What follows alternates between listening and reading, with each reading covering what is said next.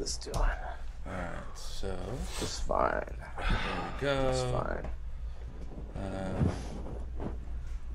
Does that work? Yes. Cool. That. Cool. Our main topic today will be a roundtable discussion about Elon Musk's keynote at this last week's International Aeronautical Congress held in Adelaide, Australia, and featuring special guest commentator Tim Dodd, the everyday astronaut. That is a sentence that Ben would have written. Holy shit. I know, I wrote it. You should be up, Dada. You should start saying the community saying hi. Stream is on! Stream is on! Chat saying good video. Well, that's because chat likes my chest. Hi, Internet. I teleported from Bing! Adelaide. It was a 2-minute flight. I was like, Guadalajara. It was a 2-minute flight. You like that? Yeah. Somebody You said missed I'm telling Carrie you, and they're Ben's using- reunion. somebody said Janet three It was times. adorbs. I just think Ben is he already has access to BFR transport. I'm going to be here eating food. Okay, Tim, you're going away. We'll see you in the Bye. topic. We'll see you in the future. Do you guys want to run through your open, or you think you're good? Let's run through it Yeah, let's do for a run through it, too. for heck's sake and get the wiggles out and all that. Here we go. Yep. This is just a practice, folks.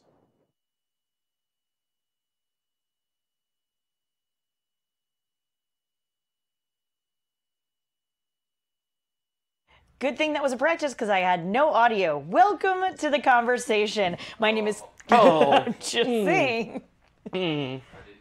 Also, apparently I'm Jared today. That was very nasty. Me, not anyone else. So You nasty woman now. that was I believe the term is a wet burp. So that was gross. Gross. Benny, I'm excited for new audio. So is Benny. So that we don't have to deal with this crap anymore. Check. Where are you, Dante? Dante! Yeah, there's like a million freaking boxes at home. Every day I got home, there was a new freaking package at the door. Gosh, that was such a awesome launch. Yeah. God, it was the loudest rocket launch I've ever been to. So Dante Villa, why isn't it was Dante great. Villa? One of my friends had a 800 millimeter refracting telescope, and he was hand wielding it, shooting pictures. Nice. I was just like, "You're a madman." Ah, So Bangkok, China. Are you? That's about all the South African I know.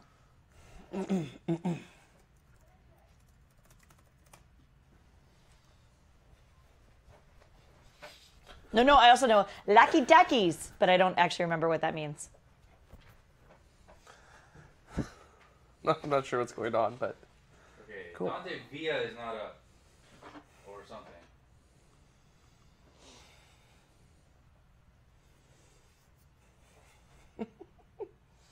why does this stuff always happen when Ben's not here?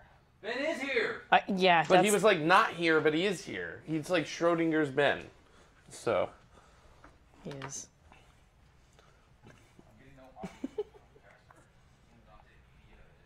Neuropilot, you know, what's really funny is that when you ask a South African if they're from Australia, they get really offended.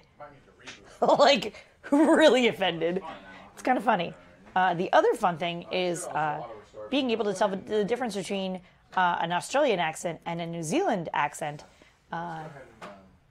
There's definitely a little bit of... One has a lilt at the end, so all of their sentences kind of end up like this for like no particular reason. Unfortunately, the new audio system likely would not fix something like this. Ah, Brazil. hello, Brazil. Hello, South Africa. Hello, Australia. Yeah, safest option is to always ask anyone if they're from New Zealand, because Australians have a tendency to not be as offended if you ask them from New Zealand. New Zealand will just be totally freaking thrilled that you actually got their accent right. And at least South Africans can't be as offended because you didn't ask them if they were from Australia. It is a good workaround. No, Destructor 1701, the LA accent. The LA accent's a little bit more nasal, and it sort of trails off at the end, and like everything is so annoying. I just realized that the space mic to Ben beard ratio is 2 to 1. The space mic to Ben beard ratio is 2 to 1. You can grow a beard about twice as fast as I can. Yes, Space Mike is also like half your age, Ben, so that probably has something to do with it. I haven't shaved in a week. I haven't shaved in like 6 days. Oh my god, like, no it isn't. Like, totally, like, Valley Girl is like, oh my god, like, seriously. But the LA accent is like really similar, but it kind of has this weird like degrading at the end, and I don't know why. It's slower. Everyone always says It's not always slower. It's just really like more obnoxious. everyone always says I have a very strong Californian way of speaking, and I'm just like, I have no idea what you're talking about. I don't know what that means. I realize that my Minnesotan accent comes out more often when I'm speaking about things like hockey. Hockey. Yeah. Yep. But first, let me take a selfie.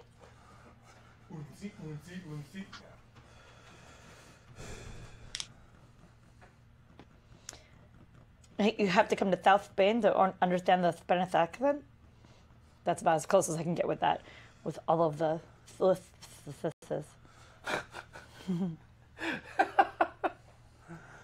We're just all hanging out.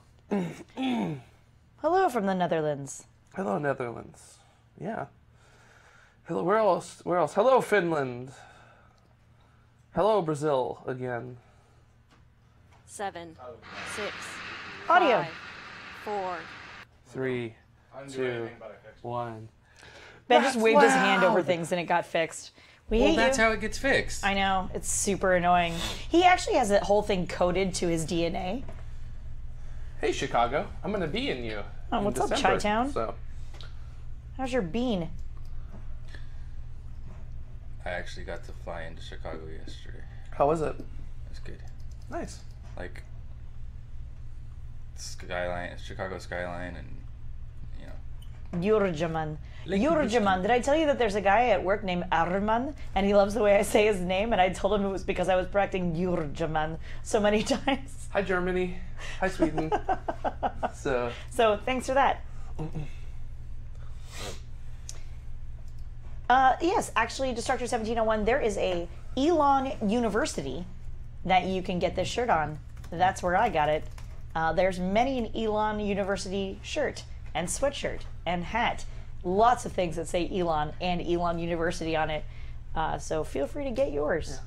by the way, hi, Twitch. We can read you in the chat. Yeah, unfortunately, we cannot So, respond I to guess I Twitch just- other than verbally. Yeah. So, I'm sorry. Yeah, we have to 7, speak to you. 6, Hello from Norway, Hey, I can see myself. England, 3, 2. We Massachusetts. have ignition of the RD-180 main engine. How do we have audio without resetting the black magic thing? It was not black magic. Fraserburgh in Scotland.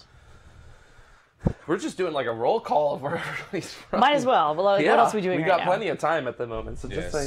Sorry, kids. That's all right. No, it's fine. This is good. We're all just hanging out right now. Y'all are a bunch of nerds. Hello, Texas. Oh, smell. I'm gonna be in Texas for the eclipse Aw, in snap. 2024. So, Elon.edu. Cool. I think we're ready to go. how often do you think that's accidentally gone to Oh, yeah. for the wrong reason? So, hello, Ireland. Hello, Switzerland again. Oh my gosh, everybody wants to know where I got my shirt. Geneva. Space mic was muted. I'm sorry. You hear me now? Yes. Can now. All right. Yes, I- there we go. wait a minute. I pushed There you the go, there's my shirt. Tim Dodd button instead of the space mic button. It's okay. Like the fourth time I've thrown a link to my shirt. Are we ready? Sure. Do we want to run through the open again, or do we care? Yeah, let's run through the open. Okay. Let's do it like 2 times or something.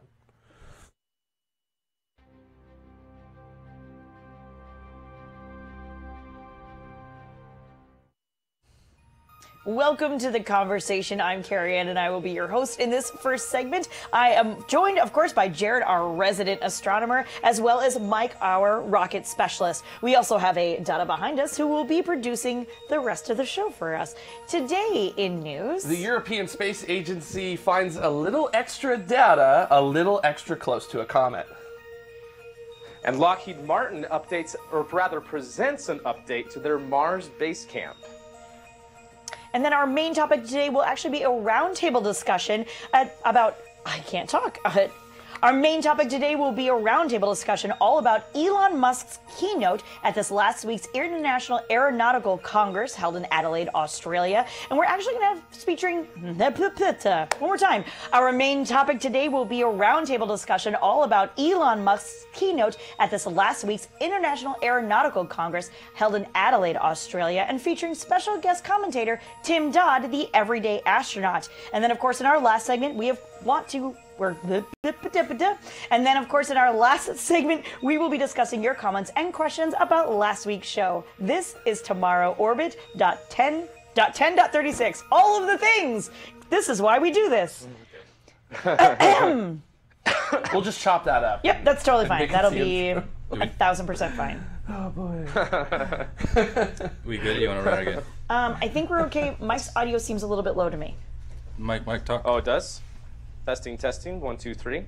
Testing, testing, 1, 2, 3. Today we're going to be talking about Lockheed Martin's version of their Mars proposal. Okay, That Jared. sounds way better to me. Jared. Just with the music, it was sort of like, Jared was here, and Mike was like, Yeah, so here I am. I'm just going to talk a little bit. Okay, I'm good. There you go. cool. Okay. Well, let's just do one more test run and then let's do it Oh, for real. yeah, because with that reverse speaking, Jim Carrey style that everyone is loving on me, I'm like, why go back all the way back to the beginning? We'll just go back to the thing. Okay. Because that's this one. Hold on a second. Bless you. Thank you. Yeah. Just run through Salud. Yep. Welcome to the conversation. My name is Carrie Ann, and I will be your host in this first segment of the show. I am, of course, joined by Jared, our, what do I call you? Our resident astronomer. I keep wanting to call you lead aerodynamicist. fine with that. One more time. Welcome to the conversation. My name is Carrie Ann, and I will be your host for this first segment of the show. I, of course, am joined by Jared, our resident astronomer, as well as Mike, our rocket specialist. Not to forget Dada behind us, who will be producing our show. Today in news, The European Space Agency finds a little extra data a little extra close to a comet. And Lockheed Martin presents an update to their Mars base camp proposal. and our main topic today will be a roundtable discussion all about Elon Musk's presentation at this last week's International Aeronautical Congress held in Adelaide, Australia, and featuring special guest commentator Tim Dodd, the everyday astronaut. Of course, in our last segment, we want to make sure we get to discussing your comments and questions about last week's show. This is Tomorrow Orbit 10.36. Good gods. I don't know why I keep doing Doing that. fine. If you don't want to say orbit, don't say orbit. This is tomorrow 10.36. I might. Tim Dodd, the Everyday Astronaut. In our last segment, we will be discussing your comments and questions about last week's show. See, I wrote it much more eloquently than I'm saying it. It's just I don't want to keep looking down is the problem. Our main topic today will be a roundtable discussion all about Elon Musk's keynote at this last week's International Aeronautical Congress held in Adelaide, Australia, and featuring special guest commentator Tim Dodd, the everyday astronaut. And of course, our last, I already said of course, and our last segment, we will be discussing your comments and questions about last week's show. This is Tomorrow 10.36. This is Tomorrow Orbit 10.36. Either way, I mean, I'm adding extra dots for fun. Do we need to move my jacket? Worst comes to worst, I will actually just look down and read the words that I wrote, all Anchorman style. Carrying an auctioneer mode, yeah, probably a little bit. All right. Yeah, and you can slow just a little bit. Yeah, when I practice, I usually just say it a lot faster because that's the way I like to talk. That's all. Is it warm enough in here? Like, I'm burning up. You? You're moving. I'm okay, but I don't mind being cooler, so. Yes, I am as ready as we will ever get, and we are about 20 minutes late. So yes, we will say yes. All right.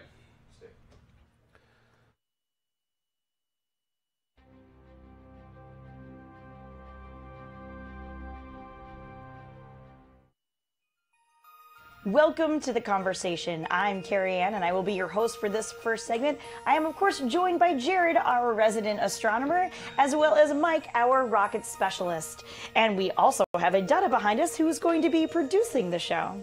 Now, today in news, The European Space Agency finds a little extra data a little extra close to a comet. And Lockheed Martin presents an update to their Mars base camp proposal. our main topic today will be a roundtable discussion all about Elon Musk's keynote at this last week's International Aeronautical Congress that was held in Adelaide, Australia, and featuring special guest commentator Tim Daw, the everyday astronaut. And of course, in our last segment, we'll be discussing your comments and questions about last week's show. This is Tomorrow Orbit 10.36.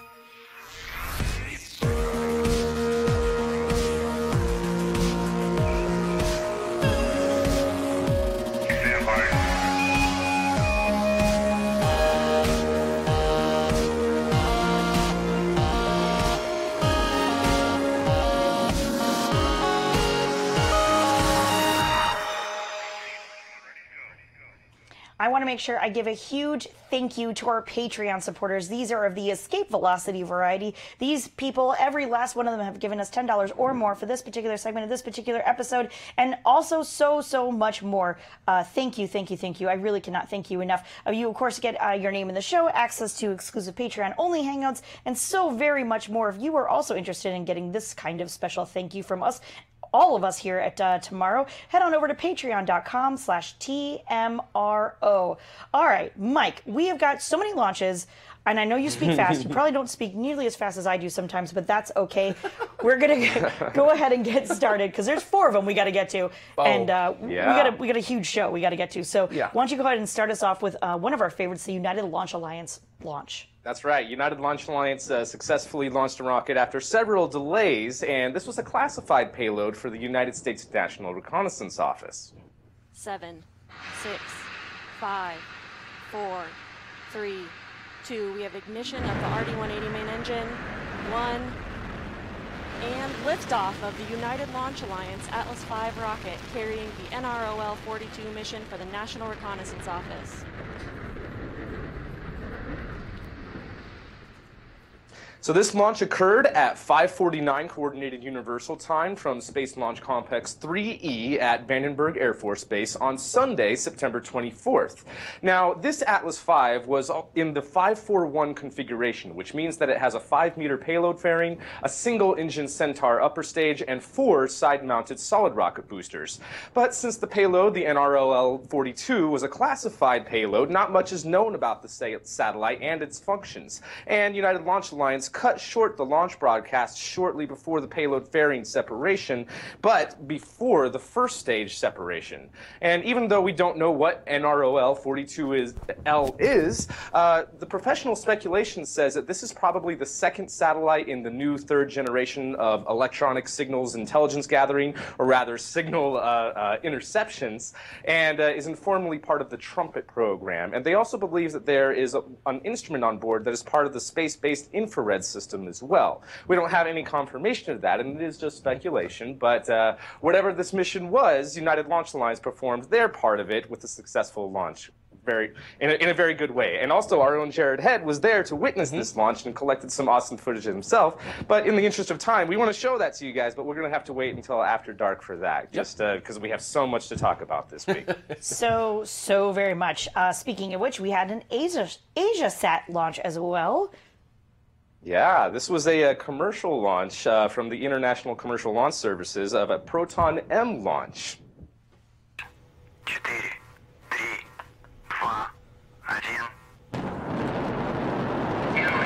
We have ignition and liftoff of the ILS Proton launch vehicle with the AsiaSat 9 satellite on board.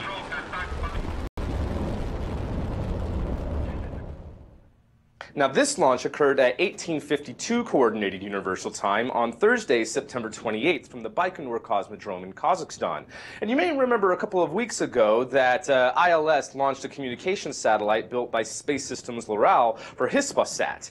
And that was the Amazonas 5 mission. This mission, the AsiaSat-9, is also a communications satellite built by Space Systems Loral and is pretty much an identical mission profile as the Amazonas 5 mission as well, where the BRIES-M upper stage burned a total of 5 times over a 9-hour period, and it released the AsiaSat-9 satellite into an elliptical geostationary transfer orbit that had a low point of about 4,045 kilometers, or 2,513 miles, and a high point of 35,786 kilometers, or about 22,000 miles, and an inclination 23.4 degrees relative to the equator. Now, AsiaSat-9, which is designed to last 15 years, will relay direct-to-home television broadcasts, video programming, satellite radio, and broadband data signals across a coverage zone over the Asia-Pacific region, stretching from the Middle East to Australia. And this is going to be the last commercial launch of the Proton rocket this year. There's only one more Proton launch scheduled this year in December, which is going to be for the Russian government.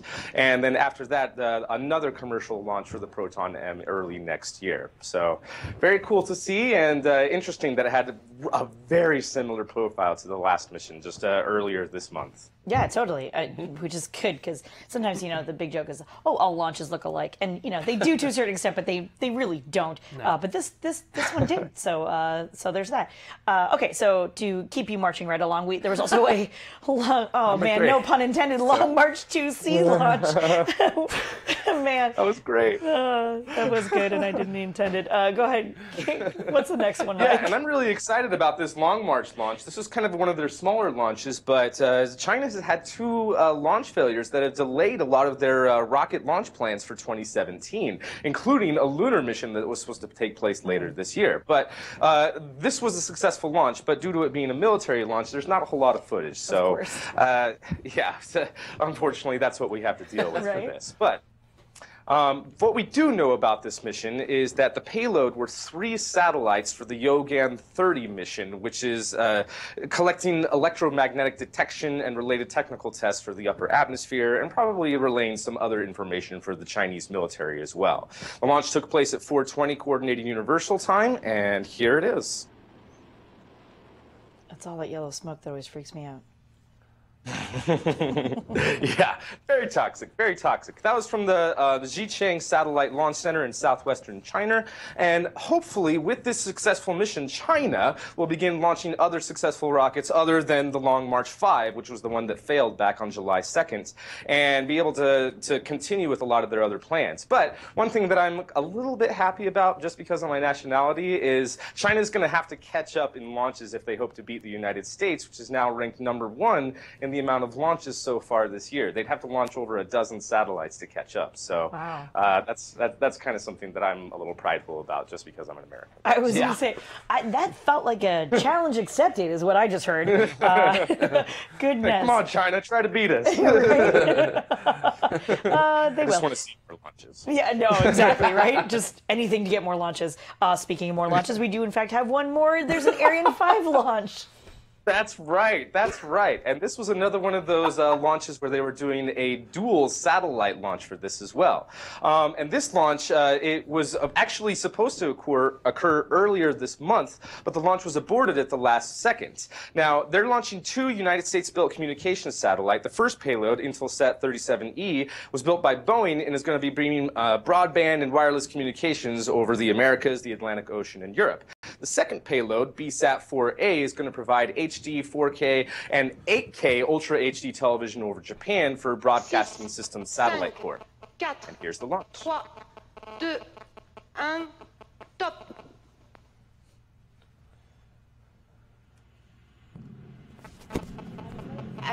Allumage Vulcain. Allumage des 2 EAP et décollage Ariane 239.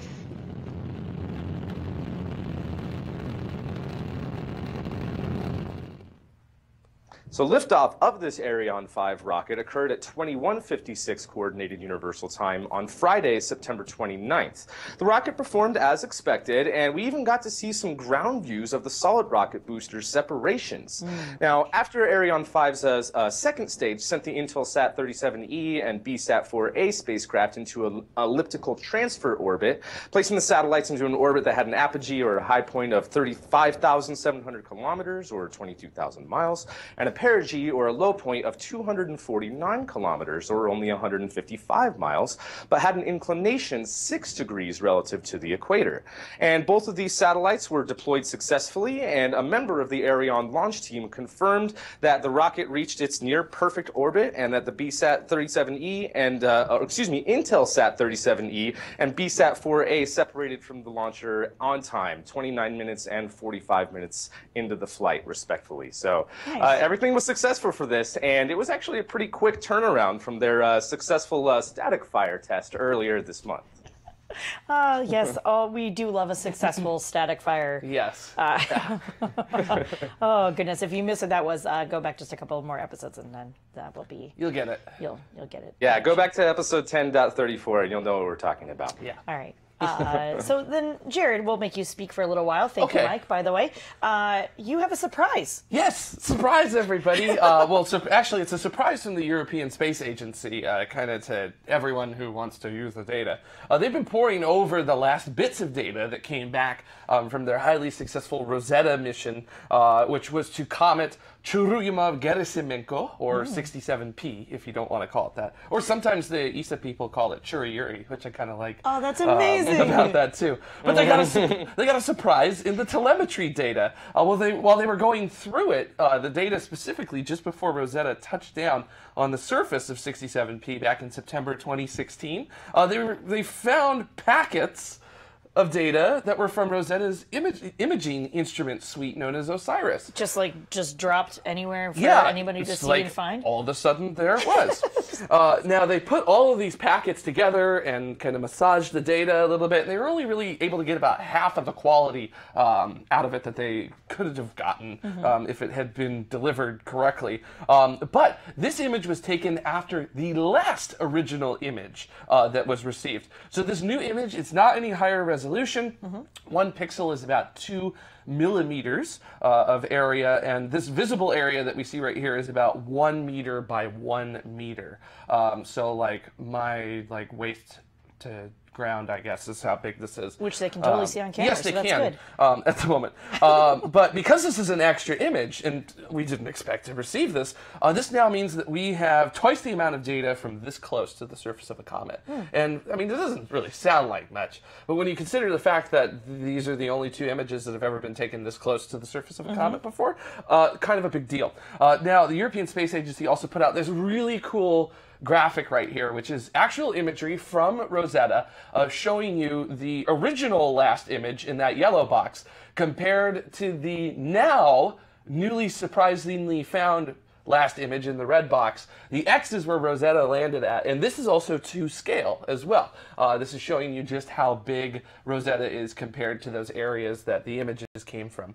So some really nice stuff coming from the European Space Agency from a mission that was over a year ago, but here we are now, still apparently grabbing images from it.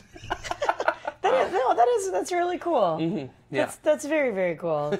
Thank you. I appreciate that. Yes. It was kind of reminding me of, oh man, now I can't remember the name of that game where like you bury something and then you have the coordinates and somebody else has to go find the coordinates and you get like a small little trinket. And Geocaching. Geocaching. Thank you. It was like geocaching on asteroids. I'm not sure what that would be called. It's like a new thing, but that's what that reminded me of immediately. It's a very elite game. Very, very elite game. Right now, ESA's winning. All right, Mike. So I assume you've had something to drink, maybe sat down for a minute or two. Why don't you go ahead and tell us a little bit more about Lockheed Martin? A lot of things happened at the International Aeronautical Congress, and we're going to get to one of the big keynote things, but a lot of other interesting things happened. This is one of them. Why don't you go ahead and tell us what happened?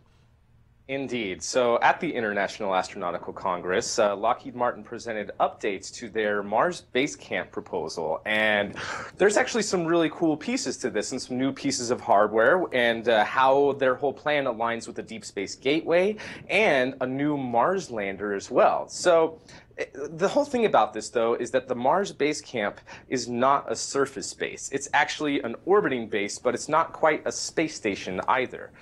It would feature a core node module that would have cupolas that are supplied by ESA, and it would be the hub by which two large living spaces are connected with plenty of windows to enjoy the experience for the astronauts inside. It would also have modular fuel tanks, large commercial solar panels, solar electric propulsion, habitats that also serve as protection against radiation, Orion capsules, and cryogenic upper stages that are probably going to be ACE's upper stages that would complete this whole station. But there's also some new pieces, as I said, that have been presented too.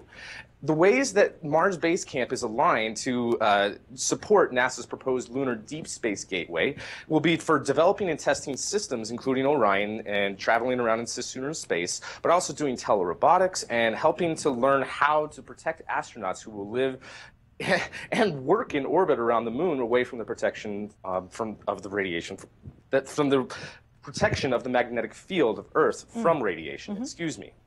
Now, on the Gateway and eventually onto their Mars Base Camp, they would be able to perform science and test out all of these pieces of hardware and first test out this entire system at the Deep Space Gateway before going on to Mars. And with this, there's a really cool new piece of hardware where they would extend out what they call the excursion module that would be equipped with two special MMUs, or manned maneuvering units, that would be able to go to the moons of Mars, Phobos or Deimos. And those MMUs would have these spider legs that would allow an astronaut to crawl around the surface of those asteroid moons so that the astronauts could collect samples. I just think that would be so fun. I want to be that guy who gets that job doing that. That would just be amazing. That's neat. But also following this, though, their whole architecture plans for a new surface lander, and it kind of looks a little familiar. The concept is designed to be a reusable single-stage lander that would be able to descend to the surface of Mars from orbit, from that that Mars base camp. And each surface mission would last about 2 weeks and only have up to 4 astronauts. So this is not the size of the BFR that we're going to be talking about later, even though it looks kind of similar. And it would be returning back to that kind of orbiting space station, the Mars Base Camp, where it would be refueled and ready to go for another mission. And it looks to me more like a combo between SpaceX's BFR and the old DCX experimental rocket, and also a little bit of the Dragon 2 capsule. It kind of reminds me of Dragon 2 because of the nose cone on the front of it, which opens up to reveal the docking ports. And with that, it's just a little interesting to me. But during the testing or regular operations of this lander, Lockheed wants, or rather could, use it on the moon as well. And even though it's designed for aerodynamic reentry, the engines are capable enough to complete a lunar landing, especially of the lander if the lander starts from the Deep Space Gateway in a near lunar orbit. In any case, this whole plan aligns a lot with NASA's most recent proposed exploration missions, where they would be building the Deep Space Gateway piece by piece and then test out Mars technologies around the Deep Space Gateway and test out the Mars transit spaceship around there before ever undertaking a Mars mission. And even though their Mars Base Camp's spaceship could provide an extra level of safety, there's a lot of other cool things about it that align a lot with how NASA wants to move forward with their Mars plans in the future. However, the big difference between this and SpaceX's plan is that SpaceX's Mars ambitions would generally be funded by themselves. They're looking for ways to be able to pay for that. Whereas Lockheed Martin's plans, they would mostly be relying on NASA or other government agency customers to pay for this sort of plan to happen. And if no money comes forward, then the plan won't necessarily happen. And there's a cool image of it on the lunar surface as well. Yeah. Not that one, but the one right before. But anyway, this is kind of a cool idea, and whether or not it will actually happen, depends on if someone will pay for it. But in any case, I think it's still a cool presentation and gives me ideas for stuff in the future, even if it's just something to build in Kerbal Space Program. So. Yeah, right? Everything can be done in Kerbal Space Well, Program. it worked in Kerbal. That's right. Not sure if you That's knew. right. Do all the things. I heard collecting underpants is not a viable payment option, but maybe it's also not a viable sample return. that's either, really too so. bad. It's really too. See, we all get that. We all laugh. I don't understand why nobody else laughed at that one. Anyway, we have the one picture that we thought was for Mike's story that's actually for Jared's story coming up in this story. They looked really similar, honestly. Jared, why don't you go ahead and tell us what that picture was all about? Well, that's no moon. That's a dwarf planet. Aha! Over 2 years ago, New Horizons flew by Pluto, and we're still making new discoveries from the data that we got back from that flyby. And one of those is that this terrain that you're seeing right there is actually these giant blades of methane ice. And scientists were initially confused as to how these things could form on Pluto, but now we know that they're actually extremely similar to structures in ice that we see here on Earth. I'll bet at an order of magnitude larger on Pluto. And they're called penitentes, and here they are. Here's some in Chile. They're sort of these ice blades that form when water ice here on Earth at high altitudes actually sublimes. Instead of evaporates. And this process works exactly the same on Pluto as it does here on Earth. Except on Pluto, it's not being done with water ice and water vapor, it's being done with methane. Now, these areas on Pluto that have these blades, which, forgive me for not telling you how big these are about 15 feet tall in this image right here. The ones on Pluto are anywhere from 200 to 400 feet tall. Oh. A lot bigger, most likely because Pluto's gravity is a lot less, so you're able to make larger geological structures, if you will, on Pluto. Now these blades appear on Pluto in areas that are concentrated with methane.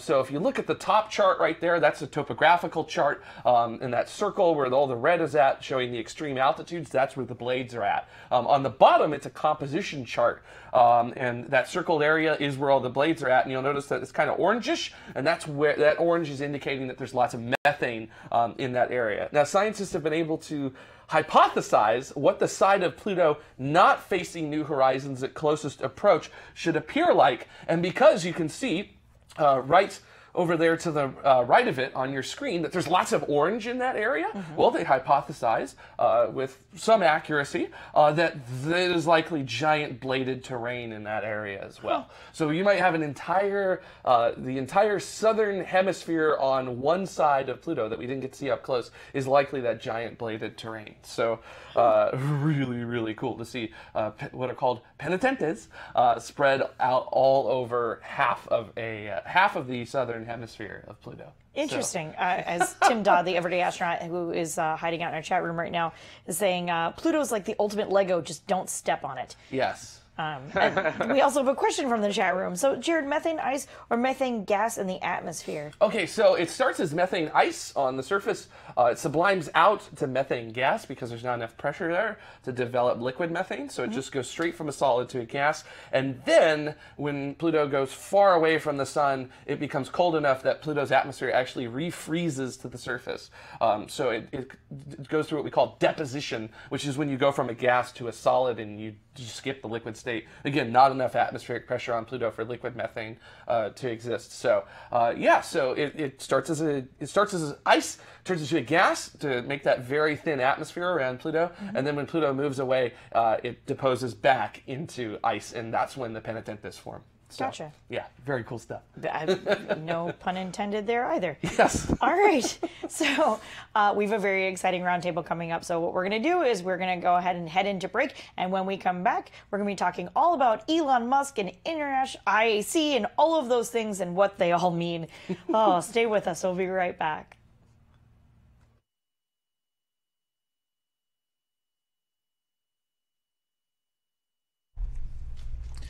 We don't actually have a calendar commercial, so Benny is going to need to create one in this space. Look into my eyes and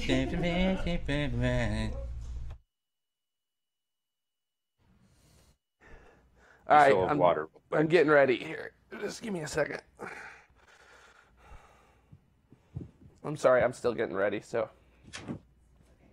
Stream up. All right. Am I good? Probably. Do I look how pretty do I look? Do you love me? Look at the freaking. Where? That's my favorite Steve Brule joke. Where? Where? Where? We're missing a space mic? Yeah, it looks like. I think you actually anticipated a calendar. I think Mike said that he was Yeah, but the going calendar's to only get some 30 water. seconds long, man. So. You don't think that about it?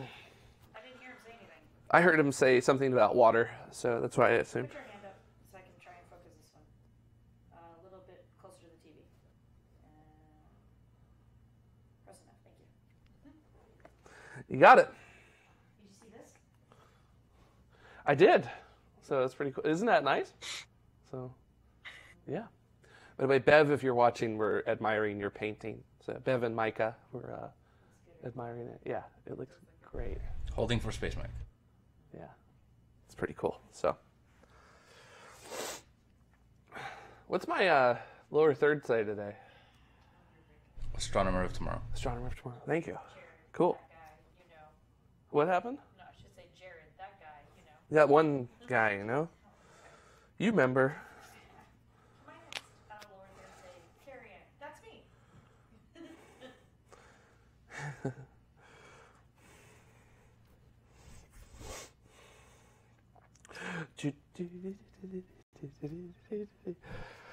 How's it going, Tim?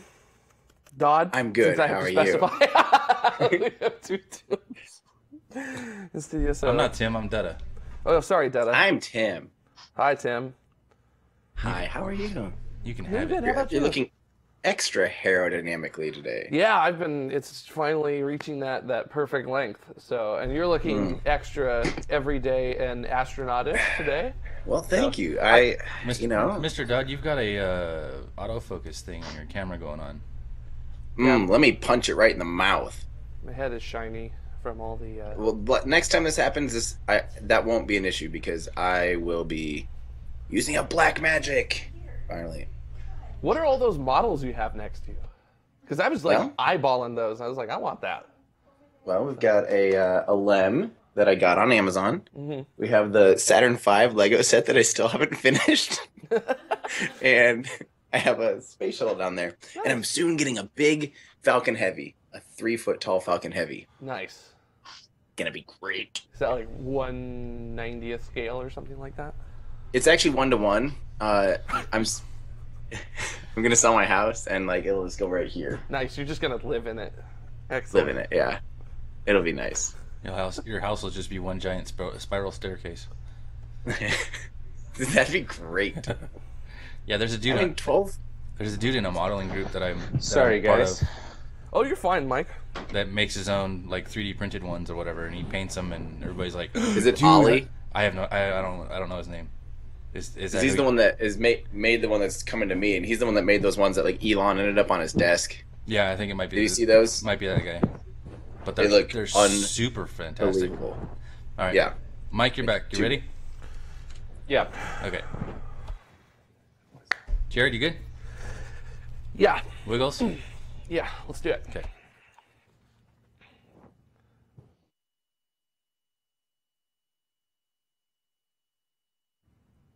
And welcome back to Tomorrow. Now, before we get into our segment today, a roundtable about Elon's presentation at IAC 2017, we first want to thank our patrons of Tomorrow. These folks have contributed to the show today that you are watching. We've got our Escape Velocity variety who give us $10 or more per episode. They get really cool stuff like access to our Patreon only hangouts, early access to After Dark. They get to see a rundown copy of our show as we're building it, our swag store, voting rights on upcoming roundtable discussions, our Escape Velocity Discord channel. They get a lot of stuff. And of course, we can't forget our Orbital patrons as well. These folks give us anywhere from $5 to $9.99 for each show, and they get their name in the show during the second and third segment of the show. And they also get a whole host of nice goodies as well that you can take a look at. And if you'd like to take a look at some of the goodies you could get, and you're thinking about contributing to the shows of tomorrow, head on over to patreon.com/TMRO. And we appreciate all of the support that you guys give us. We really can't do this show without you guys, and it's amazing that we can do everything that we can, and it's amazing because you're enabling it and allowing us to do that for you. So I'm Jared. I am the resident astronomer of tomorrow, and I have got two guests via Skype from different parts of the United States, different time zones and everything. It's just absolute madness here in the studio right now. Of course, we've got Tim Dodd, the everyday astronaut who's closest to me, and Space Mike, who's attempting to high five with Tim Dodd. I didn't see it. Screen, so it's okay. You guys can get it a little bit later in the show. Takes practice. Today, practice. or you can just do it right now. Ah, yay! Now, Kith.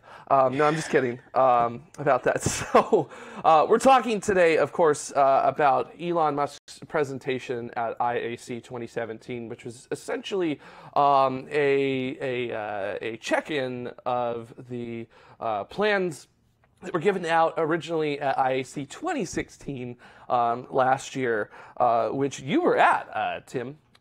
Yeah.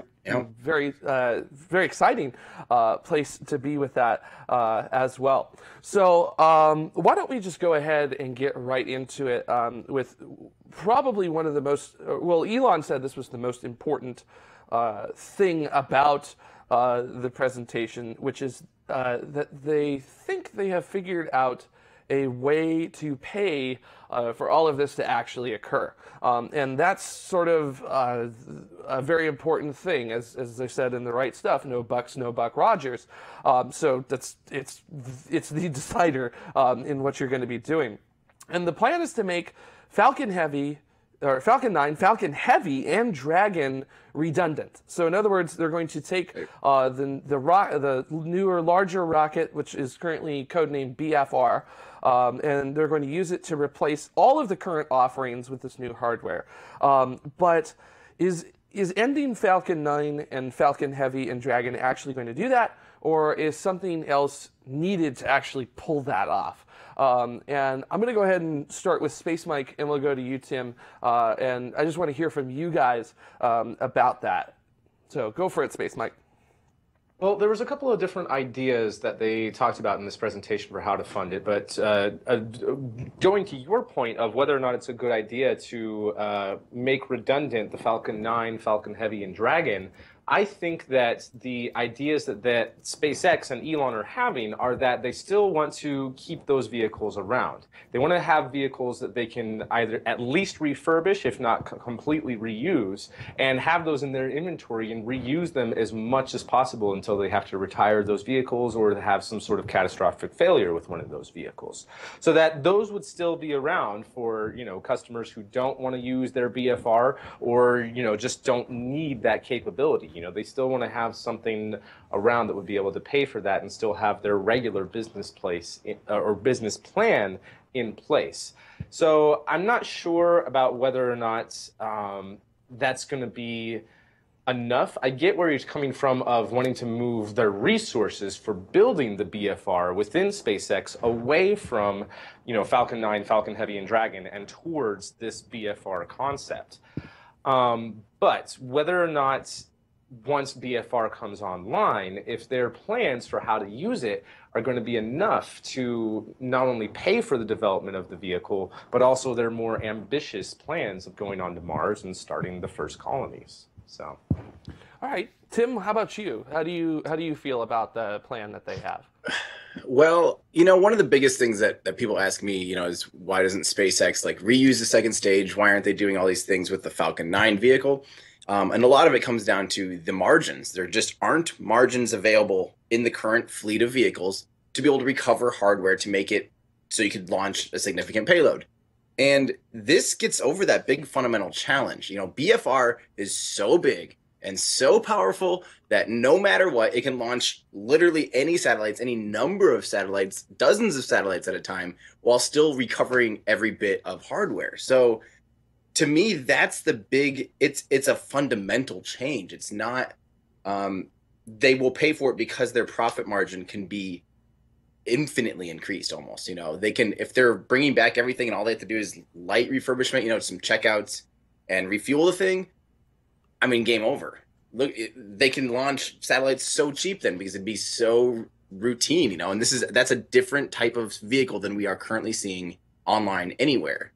And it's different than the space shuttle. It's different than any other system ever put forward. So, and it gets to that point where the margins, there is enough room in performance to be able to put a significant payload into space, into orbit, and come back down. And that's how they're going to do it, is by having a vehicle capable of full reuse. Yeah, my big question mark with the financials of the presentation is that there weren't any solid numbers thrown around, and that I'm always a little leery when there's not a lot of solid numbers being thrown around. But one of the things I also was wondering about is this going to enable a market that is currently not enabled by simply the ability to throw a huge satellite into geosynchronous transfer orbit, or maybe literally directly inject a gigantic satellite into geosynchronous orbit?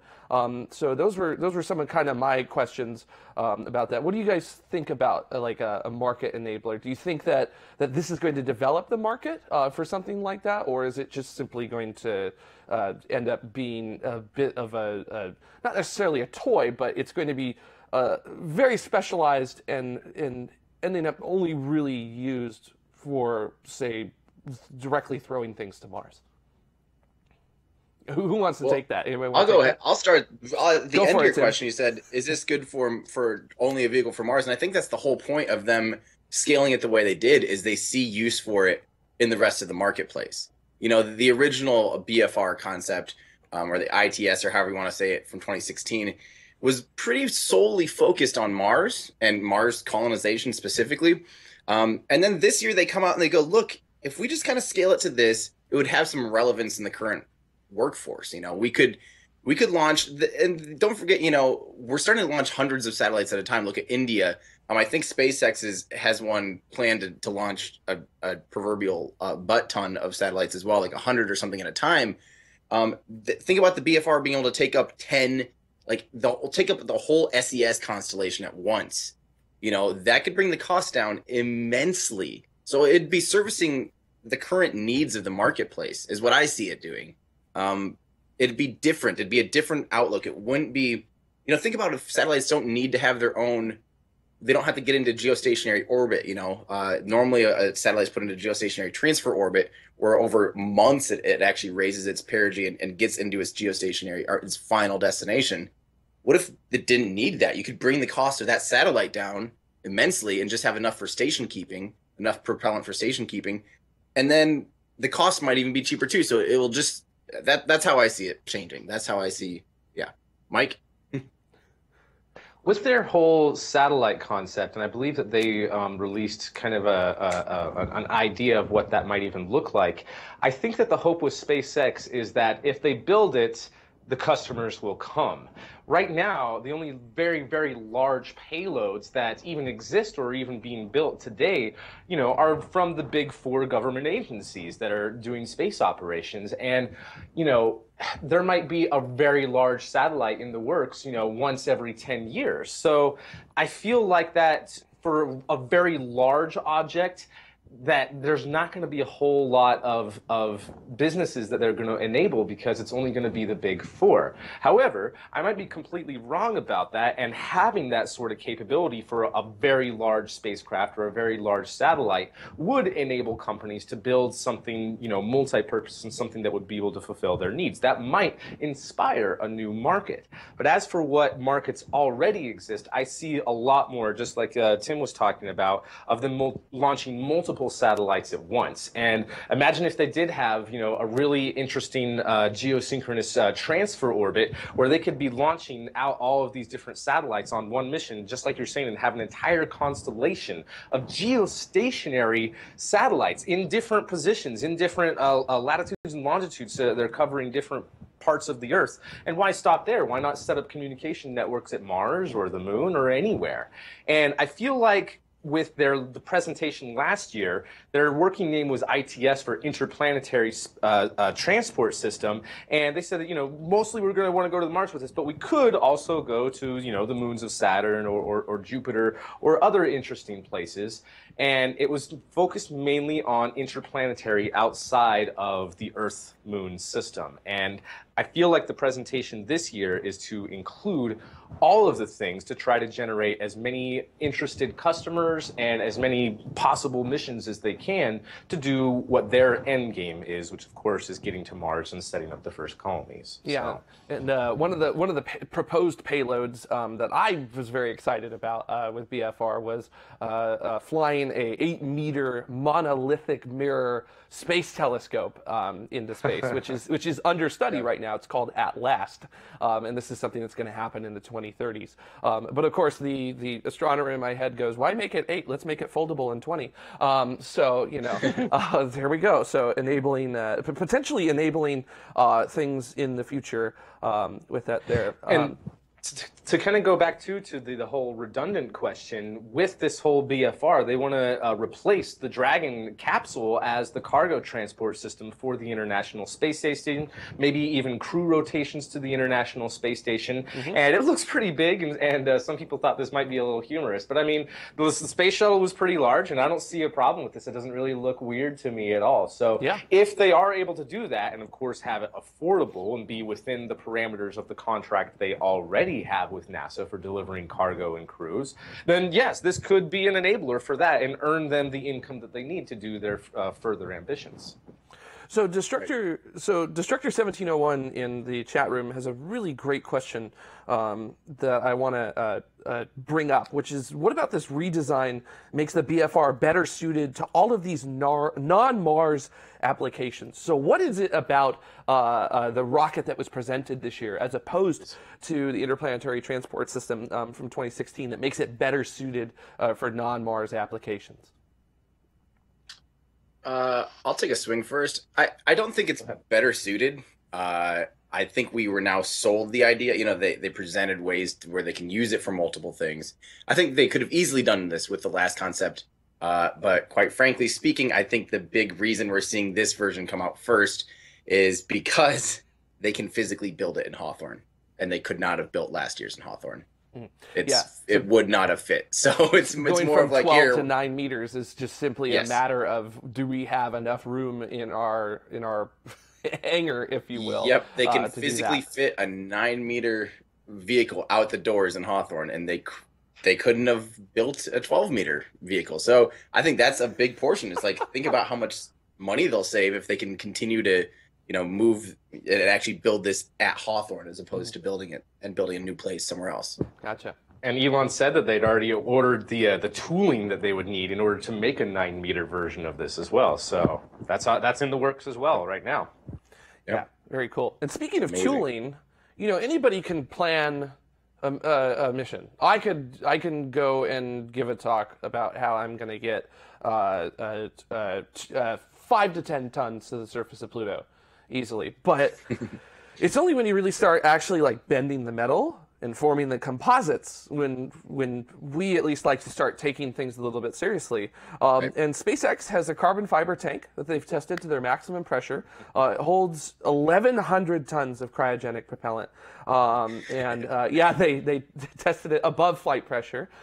In engineering, you test things till they fail, so that's a perfectly reasonable test that was occurring there. Also want to note composites holding cryogenics, which is something that has sort of been like a holy grail of rocketry since the 80s.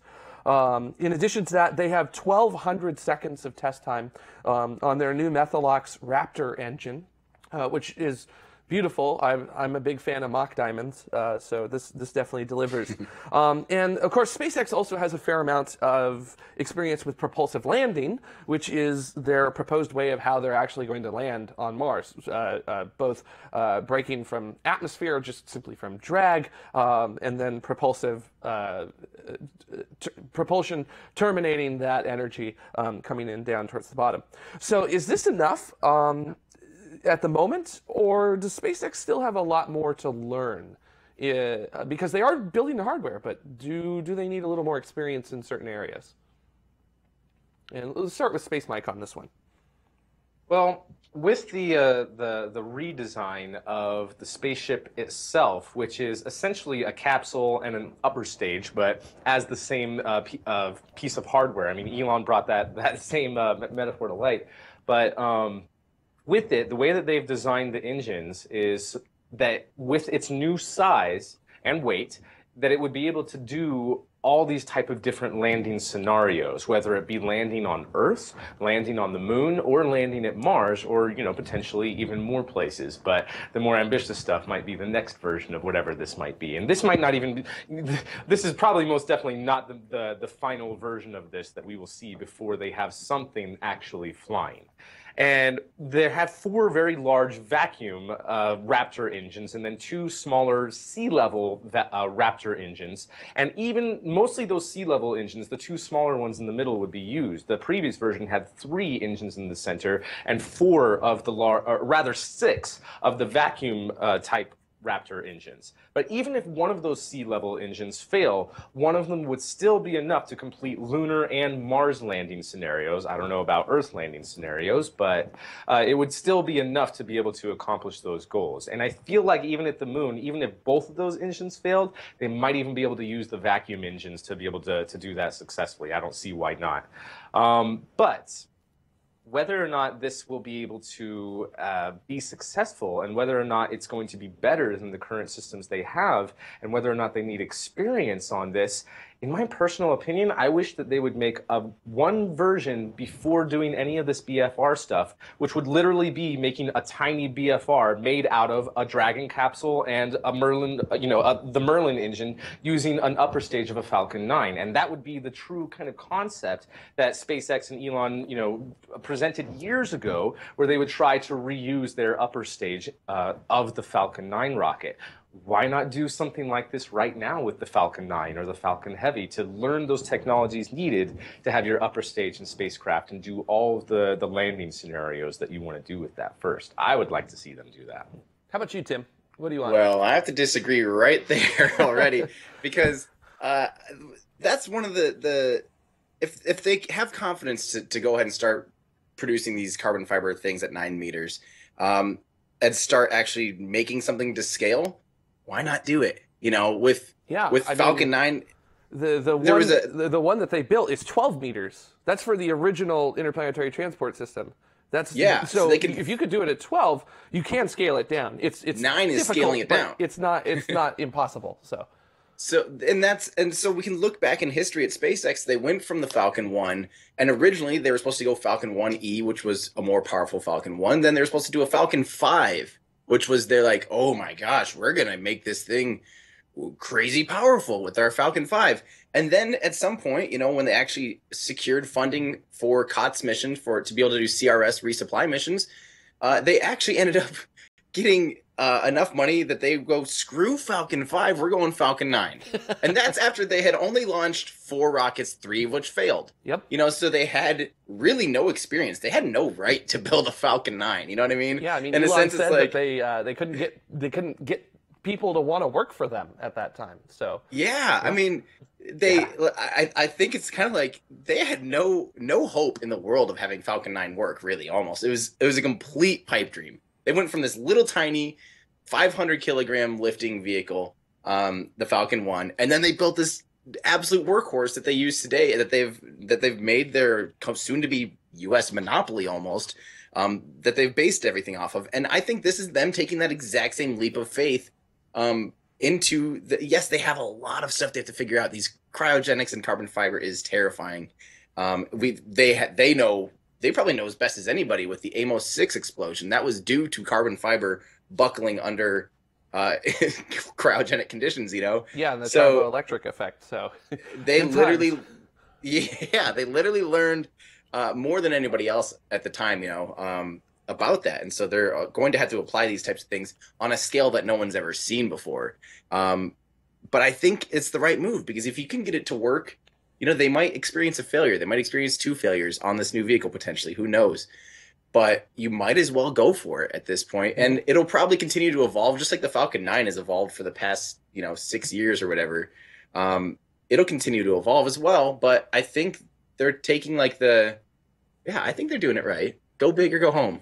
Especially with New Glenn and eventually New Armstrong coming online from Blue Origin. I think this is them saying we got to step it up. We can't get comfortable. Oh yeah, pressure makes the diamonds, and it makes the mock diamonds too. I was just thinking that. There's our chat rooms actually brought up a couple interesting things that I feel like SpaceX has a genuine amount of inexperience. And it's currently disadvantages their current plans. Which Jazzthrow says, what do you think about the absence of simulated gravity on the BFR spaceship? And I kind of want to kind of pull some things out of that, which is that simulated gravity in general, we just don't have a lot of experience in doing, at least in space, and it would be great to have more of that. But there's things that I think about that were not mentioned during the project or the presentation. Things like deep space operations. SpaceX, unfortunately, doesn't have any experience at the moment in deep space operations. They can send a vehicle to low Earth orbit. They can send it to geosynchronous transfer orbit, and they have sent a payload to L1 a little bit further out. But operating your own spacecraft in deep space, in a deep space environment, is radically different from operating your own launch company.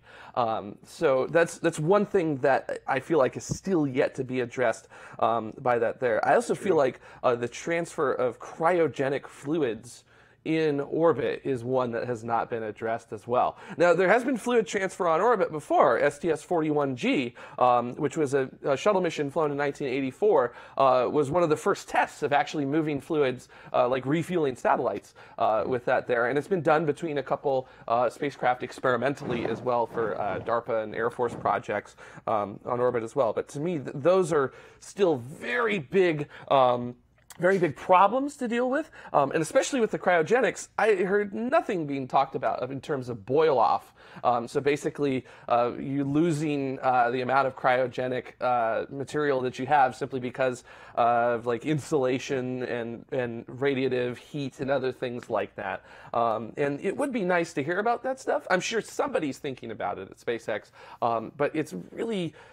These are things that really have to be thought about very thoroughly before you start chucking people to Mars. And I know that they're going to think about it. It's just a little frustrating to not hear things like that coming up. So.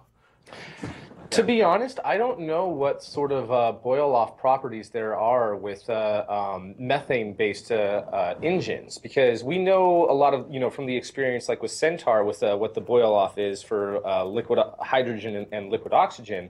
But for liquid oxygen and liquid methane, there's not a whole lot of experience with that and what there could be, at least not in the United States.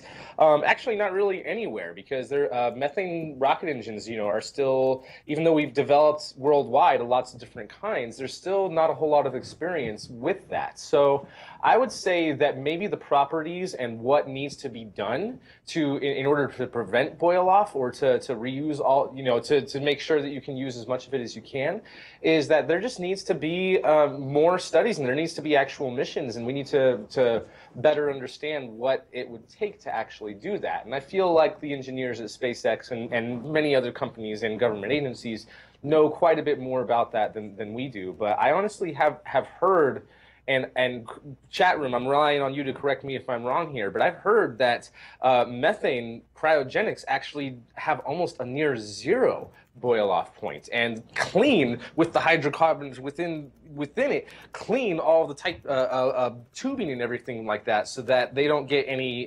blockages or have as much sloshing as you would with a hydrogen and oxygen system. Yeah, I just a quick search of that real quick. The methane storage here on Earth, the boil-off rate is about 0.05% per day, which doesn't sound like a lot until you start adding that together and compounding that during the travel time between Earth and Mars, which I've heard 3 months is the ideal, but it would be a little difficult to pull that off. Liquid oxygen is a little bit easier to handle in terms of boil off. It does about 1/100th or just about 1/50th% per day boil off. So a little bit less than I was expecting it to be. So that's good. But also a really good point made in our chat room just now by Shaky is that with big solar arrays, do you need to carry cryo hydrogen to Mars? Can you bring water instead and make hydro? I think it's a little more methane oriented because they want to take advantage of some of the chemical reactions you can do with Mars's atmosphere to literally generate your fuel from Mars's atmosphere. But that is a really good point, which is that there were studies done in the 80s and 90s at Marshall Space Flight Center to actually look at propellant depots and see if you can generate enough energy from solar power in order to actually be able to do that. And they said, basically, yes, you can. You can do that with shielding and general replenishment with that there. So very cool stuff. So really great stuff. Now, real quick, that's one of those things that that ULA actually had talked about. You know, they're working on that ACES Advanced Upper Stage Cryogenic System, and they actually have a built-in, like physically a piston engine, basically a really high efficient engine that keeps everything pressurized and cool. Because some of these upper stages will be up there for potentially months, years, or whatever, and you do have to take that into serious consideration. So I am very curious what SpaceX's plans are for that. And also, did you say though that methane has a boil off of 1/500th per day, and then oxygen was 1/50th per day? So let me jump back real quick and just try to find that. So methane is 0.05% per day, so roughly. 0.05. Okay. Yeah, so that would be one. Okay. Oh gosh, I'm having to do math on air. Hang tight with me here, everybody. I wasn't prepared to do math on a Saturday morning. Let me get my calculator watch going. Yeah, get out with it real quick. And then liquid oxygen has a boil off of it's technically 0.016%. Per day. So yeah, so it's a little bit less than liquid or natural gas methane would get you with that there as well. So very, very cool. Now, Elon says that they want to get cargo flights to Mars in 2022, and as he noted in his presentation, that's not a typo. So that's what they actually want to do, and they also want to do the first crewed flight in 2024. Now, even though Elon said that those weren't typos, he also had the qualifier added on to that, which is that this is an aspirational schedule. So is this really actually realistic, or are we going to have to just tack on some Elon time to this? Who wants to start off on this one? You want to go, Space Mike? Yeah, let me start off first here. I mean, with pretty much all the projects that Elon and SpaceX have undertaken, their goals have been very enthusiastic and hopeful. That's not a bad thing. By pushing themselves to do things like that, it's even though their goals might slide, and get pushed back, by having that sort of goal, I think that it allows them to dream big and feel like it's okay if we fail, but we should try to push for this. If we're doing Mars missions, we should be trying to send something every single time that there's a Mars window opportunity. And me personally, I don't think that it will actually happen by 2022 and 2024. But if they work hard enough, they might have the capability to send it. They might not actually have the funds, but they might have the spacecraft in at least some form of construction and almost be ready. Instead, if they shoot for like 10 years out or something like that, then the people working on it today aren't going to have the motivation and the inspiration to make whatever breakthroughs they need to make in order to enable this plan so that we can see some sort of city like this develop on Mars. And I think I don't think that this is necessarily the point that he's trying to make, but I feel like inspiring the workforce, inspiring the people who are working on this project right now, today, is almost more important than having a reputation for being realistic, if that makes sense. Yeah, it does. It does. How about you, Tim? Well, I would definitely say, this is coming from Elon fanboy, definitely. This is the definition of Elon time to me, though. I just don't think. I mean, you're talking about not only developing a type of engine that's never flown on an orbital vehicle, a methane powered engine. That could still take 2 or 3 more years. We have no idea. I mean, I'm happy that they're pushing really, really hard on it. I totally think it's the way to go. I totally think it's realistic that this will be the engine they're using. I think it'll scale up great. I have full confidence that it'll happen. But, I mean, these things always take time. You know, look at Falcon Heavy. I hate to use that as an example because it's not really fair. Because they made let me put this out there. They made the right choices by delaying Falcon Heavy until this iteration of Falcon 9. It would have been an absolute waste of money for them to develop and build a Falcon Heavy in 2014 with the vehicle, with the version 1.0 and version 1.1 Falcon 9. It would have been a disaster, not a disaster, but a waste of funds, a waste of money. So it's unfair to say, look at Falcon Heavy, it's delayed 4.5 years already from when they first wanted it to be online. That's not a fair conclusion. But we're still talking about so many new things, an entirely carbon fiber structure. We're talking about a lot of things that need to just be tested out altogether. And I just do not in any way see 2022 happening. Personally, I do, but I think it's going to be close. Like, I think Space Mike's exactly right. I think we're actually going to be darn close to seeing them. Like, they'll probably have some hardware starting to, maybe move around. I just don't think they'll be Mars ready by 2024. I would love if the BF if he went on stage and said we will have this thing flying by 2022, and not putting the Mars part of it, because that's still a big step. That's still a large, landing on Mars in 2022 is huge. We can't, we have to keep in mind how many people and entities and spacecraft have tried and who have succeeded to land on Mars. One. So saying they're going to land on Mars. Only one. Only the Jet Propulsion Laboratory here in the Los Angeles area has successfully landed a payload on Mars. Or excuse me, exactly. Let me qualify that. Successfully landed an operational payload on Mars. So because the Soviet Union definitely crashed or litho-braked quite a few vehicles on the surface as well. Yeah, so. they have a lot of vehicles on the surface. They just aren't in one piece. And Europe's Beagle 2 made it to the surface as well, but it had a problem, and it didn't end up becoming operational as well. So, but the only my overall summary is I just don't think 2022 is when they will be able to send a BFR to Mars. I would love if it's out and on the pad and flying around by 2022. I think that's realistic. That's 5 years away, though, still. That's a lot of work to do in 5 years. I could see it going to the next windows, though. 2024 would be the first cargo, first initial missions. And then if that all works out, great. And they don't have, that's the thing, don't forget, we might send them in 2024 in that first window uncrewed. But they might learn a lot of stuff during that first re-entry to Mars and first landing on Mars. They might go, oh, crap, we totally forgot. We have to redesign this, or we don't have the right this or this, the aerodynamic property is wrong, and have all those ships that we send in that first window crash. So there might be another 4 years or so, or however X amount of time to change what they learn on the first set especially before they trust humans getting on board. So there might even be another uncrewed set. I think unless it goes perfect, say it just is absolutely perfect and they go, holy crap, we sent 2, they both landed within a mile apart, perfectly, exactly as planned, everything was perfect. They're great. Sure, maybe then it's time to send people, I guess. But we'll see. Yeah, I'm just going to say it ain't happening in 2022.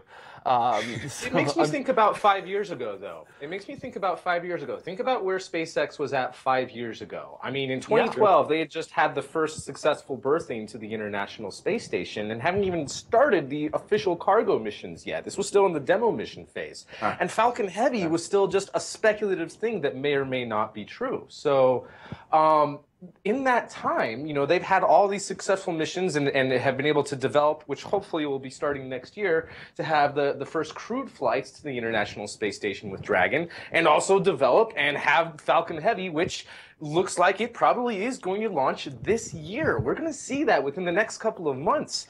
And that happened over a 5-year period. So even though I am, like you, Jared, I'm a bit doubtful that this will happen in 2022. I think that Tim is right that they could have the spaceship flying. And even if they do have the spaceship flying, just on a low Earth orbit test, I will still consider that a huge feat to have done in 5 years. So, yeah. Absolutely. I mean, enabling 150 tons to low Earth orbit with a fully reusable vehicle. Fully reusable. Because the first stage will come back and spacecraft will come back. Fully reusable vehicle is going to be an impressive feat. And just the size, think about when that thing launches, that'll be incredible, period. What is it, 10.8 million pounds of thrust, something like that? I believe that's the revised thrust that's coming out of it. That's going to be a little more than a kick to the chest. I hope people get blasted back like kung fu movie style, from 3 miles. Something though interesting about this is the BFR is, the Saturn V was 10 meters in diameter. BFR is 9 meters in diameter, so they might not necessarily have to build a bunch of new launch or ground systems to launch this thing. They might be able to do that from Cape Canaveral. Well, if I remember correctly, the plan is to use LC-39A as the eventual the pad for BFR. That was from IAC 2016, and they will have to take everything out at LC-39A and completely rebuild that because the ground support equipment that they have there now is just strictly Falcon 9 and soon to be Falcon Heavy. So that will probably require. You're right. Last year at 2016, they said that they would have to completely rebuild the thing. Yeah. But what I'm saying, they didn't really talk about that this time. And what I'm saying is they might only have to do minor modifications. I mean, it's still major upgrades, but instead of having to rebuild the whole thing, they might be able to start doing stuff there now, since it was already designed for a slightly larger vehicle. Yeah, I think I don't agree with that, Space Mike. I think they're going to have to rebuild the whole thing because they're going to have to deal with not just a rocket taking off from it, but safing that entire area. And because Elon was talking about doing not just precision landing, but literally coming back and landing right back on the launch pad in the exact spot to get it ready to go. And they're going to have 8 to 10 minutes to get everything safed in order to have the vehicle come back. And that, to me, is going to be a radical improvement of ground support equipment. And that will change the game for GSE completely.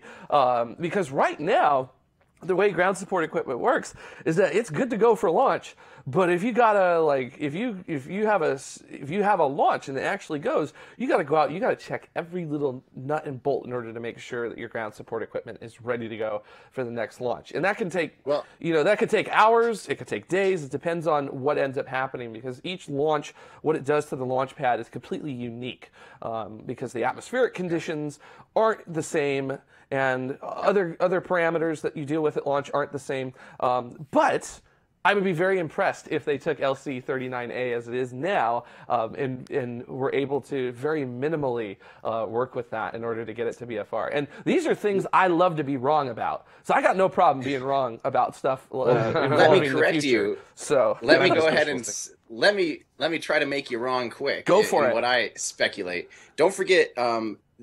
Essentially, if we look at Pad 39A and Pad 39B, which Pad 39B, the actual physical ground, the launch pad itself is capable of SLS, and SLS is a dirty rocket. It's going to have those massive SRBs on the side, those solid rocket boosters. It's going to be huge, and I think BFR is not that much, won't destroy that much more stuff as far as the actual the launch pad itself goes, right? Mm-hmm. So, and also we do know. So I think 39A could be configurable to actually be used for BFR. But the big rumor mill is that Boca Chica now is for sure already going to become a launch pad for BFR. I've heard that many times. And their new, however BFR ends up being launched, it looks like it won't have traditional umbilicals on it. It looks like they will be fueling and and doing all of the connection to the ground somehow like through the bottom or through the launch clamps and everything, and that goes all the way up to the upper stage even. So this would be a whole new system, and I'm thinking they're thinking refurbishment and how do we keep this thing rapid turnaround? You know, how can we actually turn this thing around quickly and make it a routine thing, as you know, as opposed to just get this hurry up and get this rocket off the ground. This is hurry up, get this rocket on the ground, land it, refuel it, and do it all again. You know, so it'll require a new system, and I'm sure they're working really hard to make that happen right now.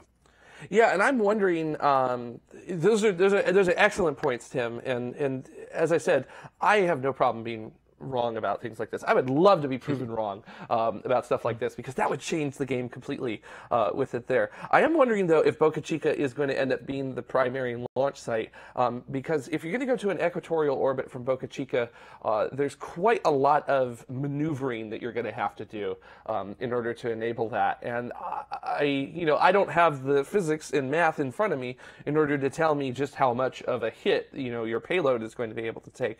Launching there, basically dodging countries in the Caribbean as you head to an equatorial orbit. But it doesn't need to go to an equatorial orbit if we're going to the moon or if they're going to Mars. That doesn't matter. You can launch from Vandenberg and do a polar orbit if you're going interplanetary. Yeah, absolutely. In fact, great example of that, the upcoming InSight mission from Jet Propulsion Laboratory is going to be launched from Vandenberg into a polar orbit and then on to Mars from there, and on an Atlas V 401, so the itty bitty Atlas.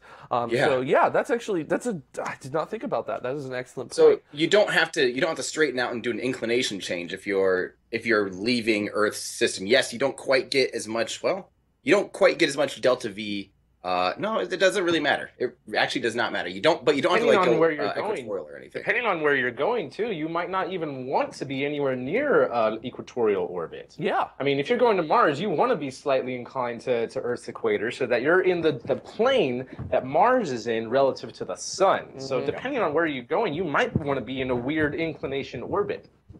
Yeah, the ecliptic is not set along the Earth's equator. Basically the plane where the planets are in the solar system. And then there's also other objects that are out of the ecliptic as well, like asteroids and things like that. So you may, BFR may enable asteroid mining and things like that, for all we know.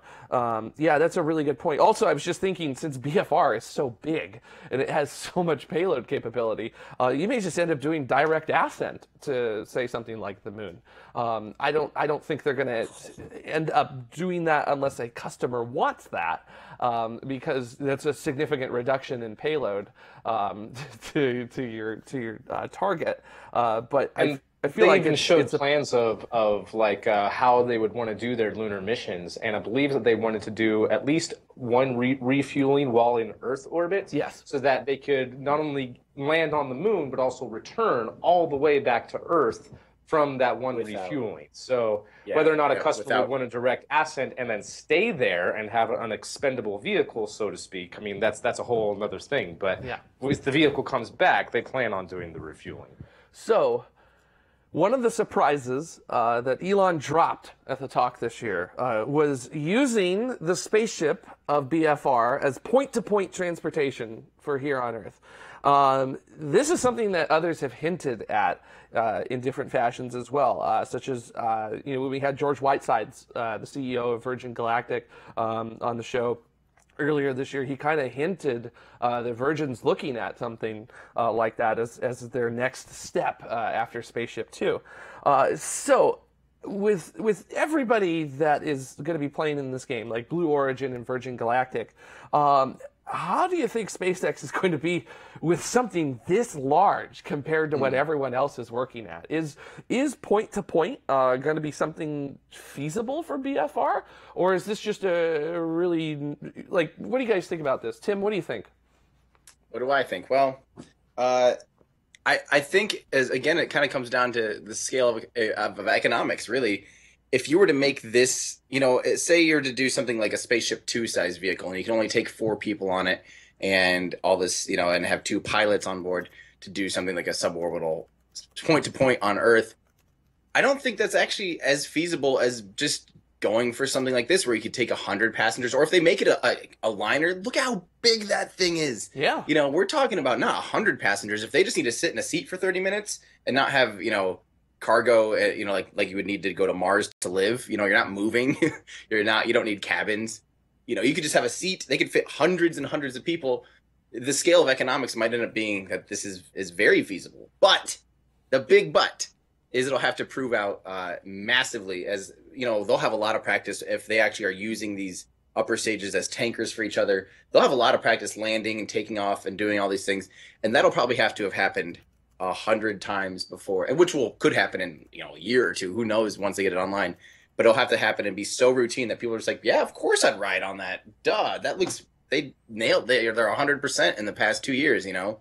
Of course I'll ride that. But I think there'll be some confidence, some public confidence issues, and a few other, like, high-end things that we have to worry about, like how do we not make that a missile into another country and stuff. But Mike? If I may, there's a couple other problems with this idea as well. I mean, first off, building those extra launch sites, even if they are on mobile floating platforms nearby cities like that, is going to be tremendously expensive. And let's not forget that it is currently illegal to fly rockets from one country to another. So they would have to change international law in order for a point-to-point transport system like this to even be possible. But I mean, again, a lot of the other companies planning point-to-point transport have the same hurdles if they plan on using rocket technology for that.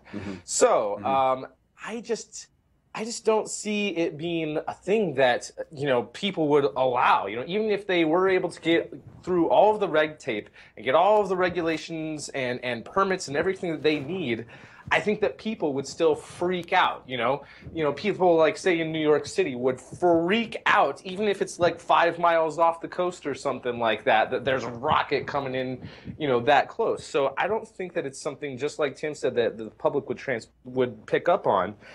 That being said, if it was something that could be widely accepted and somehow get paid for, it potentially could be, you know, the new business plan, as long as the times for it are actually correct. I mean, we know the flight times, you know, could be under 30 minutes, you know, at least under an hour, pretty much anywhere in the world. But how long would it take to get through the security checks? How long would it take to get ready for that type of flight? Would you need to go through, you know, accelerated G training? You know, would you need to go through centrifuge training? Of course, you'd need to pass all sorts of medical tests and stuff like that. And, you know, how far would it have to go? And how long would it actually take? If I have to prepare for 3 days to go on a flight like this, then I'm just going to hop on an airplane. You know what I mean? A rocket flight than it does, a day-long airplane flights to get to another country. You know what I mean? So, yeah, I honestly I don't feel know. like I have doubts about the whole point-to-point thing. I have a lot of doubts too, because I feel like a lot of people who would want to be able to get from, say, like New York to Dubai in 30 minutes are probably not going to be willing to put on a intravehicle pressure suit, strap yourself into a 5-point harness, and then sit in a tiny little cramped seat, even though it will only be 30 minutes long. There's a reason why people pay $25,000 to have a literal apartment in an Emirates A3 or A380. It's the comfort of exclusivity, and to me, in spaceflight, there is little, if any, room for comfort. So it becomes very difficult to make for me at least, to make a business case, especially to get 500 people all in. Pay what it's going to cost, and I know Elon says it's going to cost equivalent to what it actually would be, but most certainly not at first. It will be a, mind the pun, astronomical price in order to get something like that. Hold on, there's one thing that I think can bridge all this together is, don't forget. Okay, first off, I have to respond to Mike's the off the coast of New York thing. We're forgetting something. Hyperloop. Can you imagine getting in a Hyperloop downtown New York, going 100 miles out into the Atlantic where there's a pad, and you get there within, 8 minutes, and I think the solution would be you're pre-trained, you're pre-certified, you're pre-checked to be able to fly on a BFR, and you train maybe a little bit, you do whatever you have to do, so it's something that you have, and then you have like hey, I can do this. so that they know you're physically capable. Maybe you have to have a yearly checkup or something. I don't think it's something where 3 days beforehand you have to get trained for every flight. It could be, think about the future. We have time to develop this. This could literally be, at the time people probably thought not everyone would be able to fly on an airplane, because you're in high altitude and it's kind of bumpy and stuff. Well, I think, if you're certified and checked out and everything's good to go, why can't anyone that can, and all, it'll be so ingrained in our culture that it would be almost unfathomable. Like, you'd never go, well, why wouldn't I get on that? It'll be totally normal. That's just what I think. Yeah. Looking like 30 years into the future. Yeah, I think it's going to be a little more than 30 years in the future. And eventually you're going to jump on a rocket and take it to somewhere on Earth. I just don't know if there's so many unknowns to be answered with that. But I look forward to seeing the answers for something like that. So just to wrap it up, I want to hear you guys' final thoughts. We'll start with Space Mike, and just tell us your final thoughts about the presentation and the stuff that we learned and the future of what is coming up. Well, I still feel like this whole idea is still a bit of a pipe dream. But I'm also one of those people who like to dream. So I really like it. And even though it is still this kind of fantastic, far-out idea, I feel like it's started to get a little bit more realistic in certain areas. And I feel like as SpaceX continues with this idea and progresses towards realizing their goal somehow, that it's going to materialize as more and more and more of a realistic thing that we would all say, why haven't we had this before? Why didn't we have this before? This is incredible. And if Elon and SpaceX are willing to stay open to doing all of the things, then it might be able to enable all of these adventures that we want to see in our local system and in our solar system, in our lifetimes, that could potentially happen in space. And I want to see those things happen. I want us to go back to the moon. I want us to go to Mars. I want us to go on to the moons of Jupiter and Saturn. I want us to go explore the asteroid belt. I want us to be on Ceres.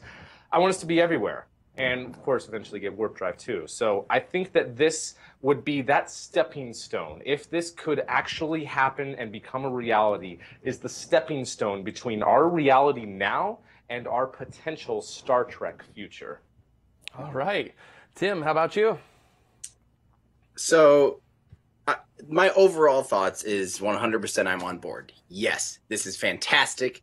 This is what we need to do, as humans, is we need to just scale this up. It's kind of like there was that Sea Dragon concept a long time ago that was basically build it big and dumb so it doesn't matter if it's inefficient.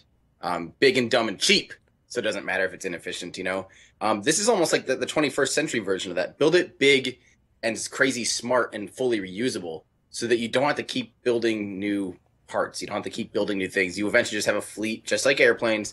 And I say this all the time, and Elon says it all the time. Everyone says it all the time, and it gets so obnoxious. But it is just like an airplane throwing it away. And yes, we've had, way too many. We've had 60 years now of throwing away rockets, and we're now to the point where we probably don't quite have to. And I think this is their solution to how can you make the entire vehicle not need to be thrown away. And that's such a fundamental thing. It's such a no-brainer in the sense of, like, of course that makes the most sense.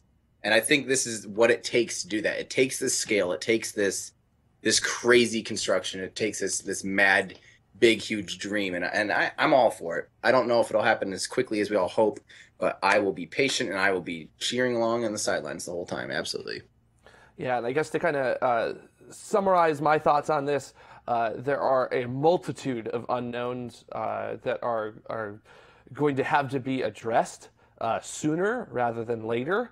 But those are unknowns that we've known about since the 1980s. Nobody has attempted to take on these unknowns. So we really are going into truly unexplored territory with BFR and the architecture and getting people to Mars. And I feel like if anybody is going to be able to do it, it will absolutely be SpaceX. I don't know if they'll do it in the timetable that they're expecting.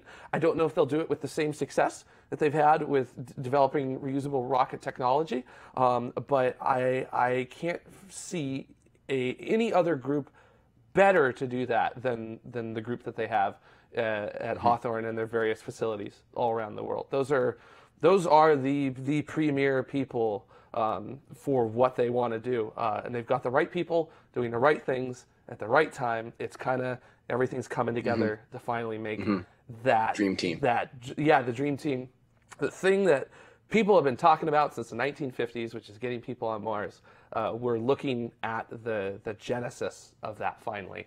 It's very exciting. There's a lot that we don't know, but at the same time, it's too exciting to not be optimistic about it with it. So very cool stuff.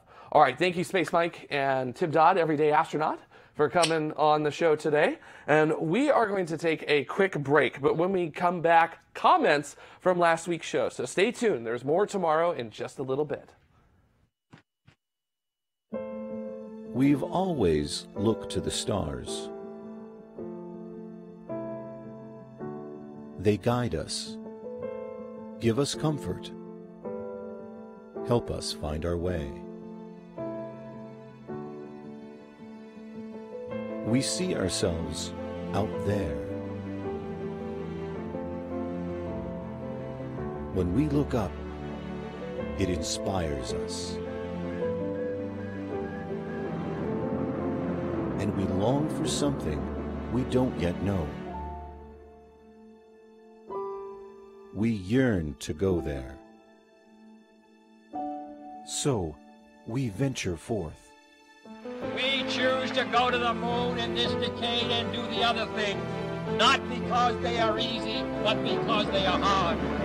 Because that goal will serve to organize and measure the best of our energies and skills. Tranquility Base here. The Eagle has landed. It's one small step for man, one giant leap for mankind. The exploration of space will go ahead, whether we join in it or not. Many think we stopped exploring. But we know our journey didn't end. We've only just begun.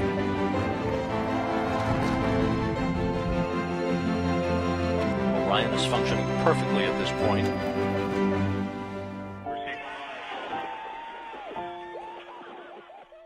Come with us and explore tomorrow.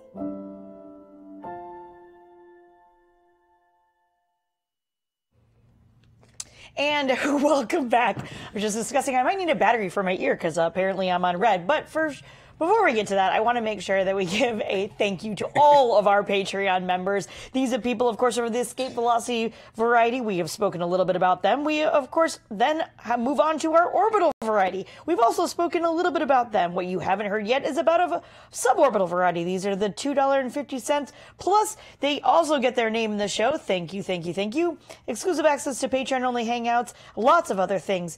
Oh my goodness, so many things. I will talk a little bit slower so you guys can find your name on the screen because I know that's a very exciting thing. Don't forget to circle it with a Sharpie. There you go. Yes, well, actually, no, it's a really terrible idea because as you continue to contribute more, you actually move up in the screen a little bit. So don't do that. You'll have just lots and lots and lots of circles. In any case, if you are also interested in getting your name in this show or others, or maybe not this show, I suppose, but other shows, head on over to patreon.com/TMRO.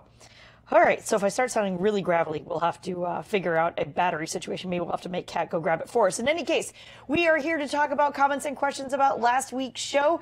I am speaking a little bit faster because this has been a show, and I want to make sure we still continue to get to comments. But last week's show, episode Orbit 10.35, Mr. Jared here did have a great interview with one Skylab astronaut, Jerry Carr. If you missed that, please go back and find it. It is really, really, really good. Okay. Yeah. Oh, goodness. I got all of that out of the way.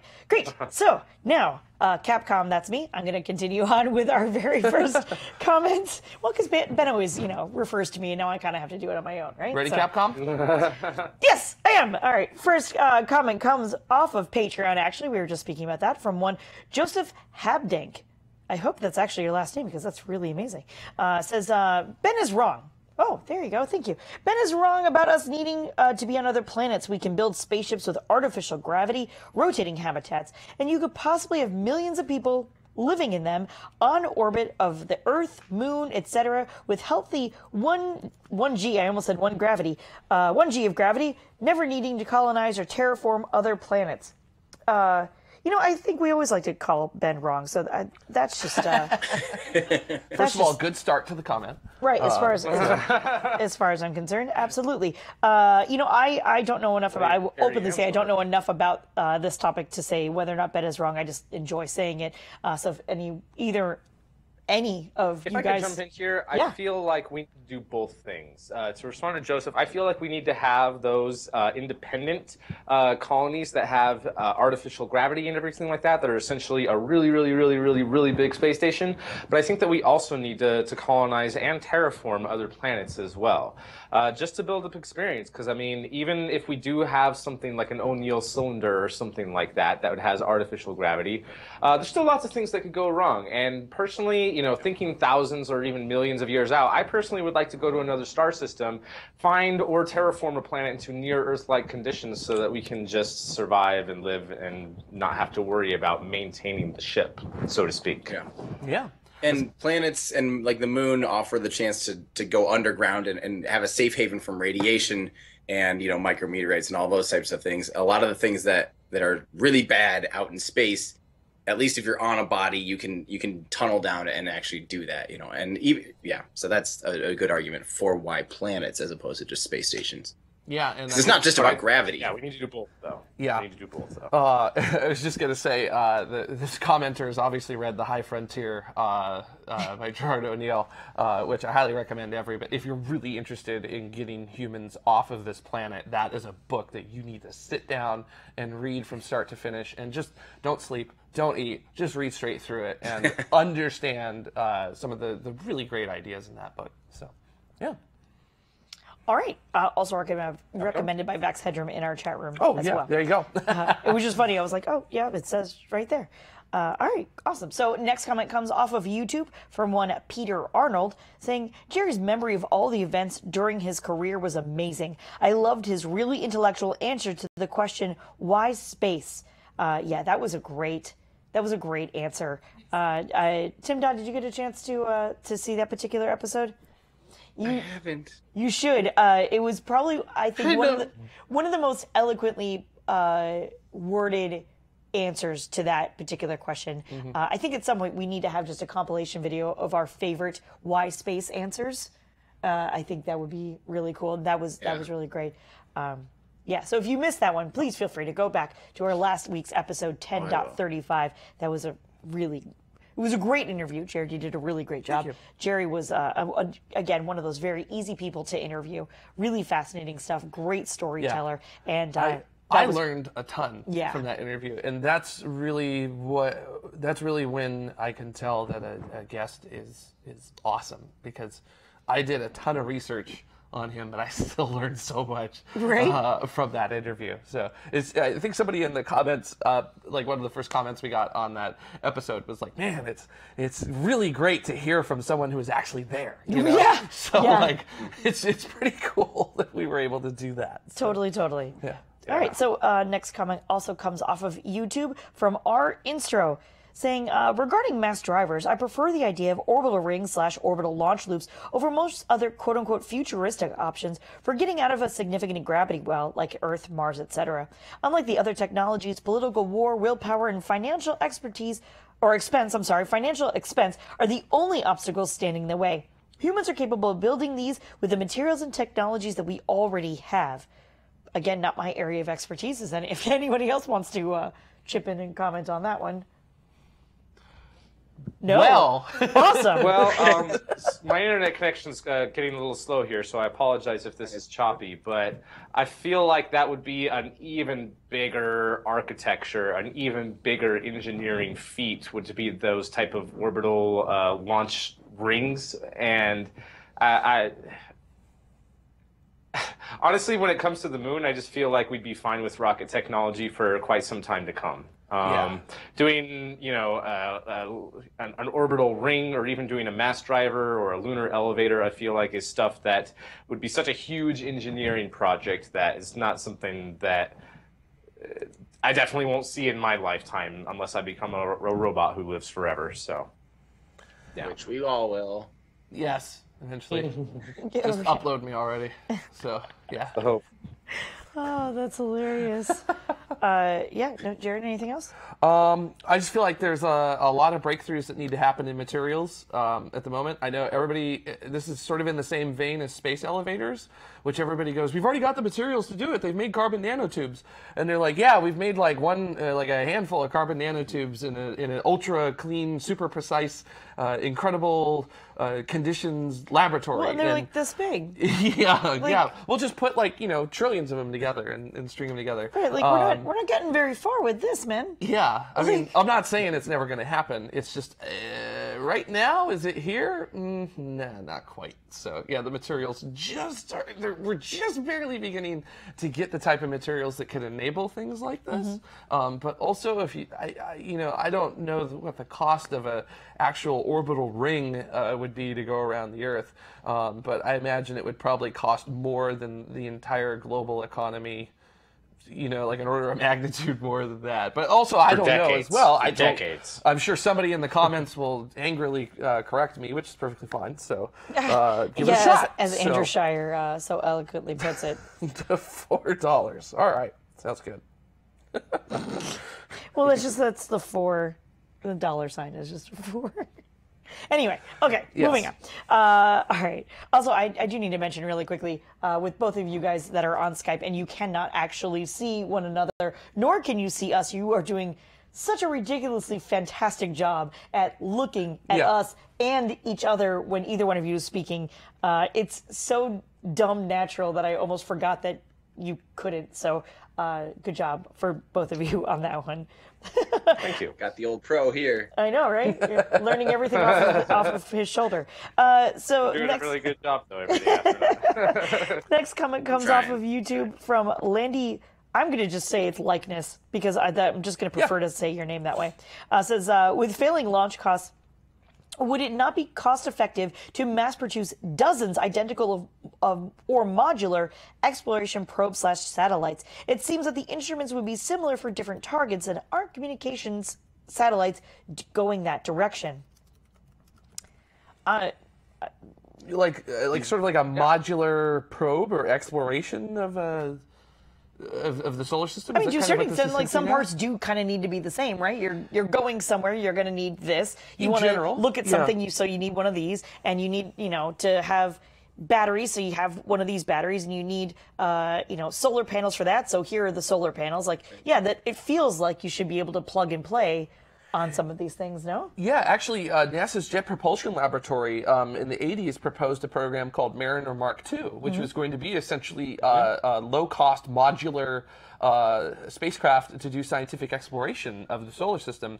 And there were initially two missions proposed, which was Saturn Orbiter Titan Probe, which eventually became Cassini, and Comet Rendezvous Asteroid Flyby, which was CROF, which actually eventually became Rosetta with that there. And things were going great with those programs until the early 90s. Congress was basically like, no money for this. So, so it was kind of more not that it didn't want to happen, but it was that the political will kind of impeded it from happening during that time period. But I would imagine, especially with communication satellites, with like large broadband constellations that like groups like SpaceX and other companies are talking about, there is going to be definitely be modular development of modular plug and play spacecraft. Right. So, I think though one of the things, especially when we're actually talking about like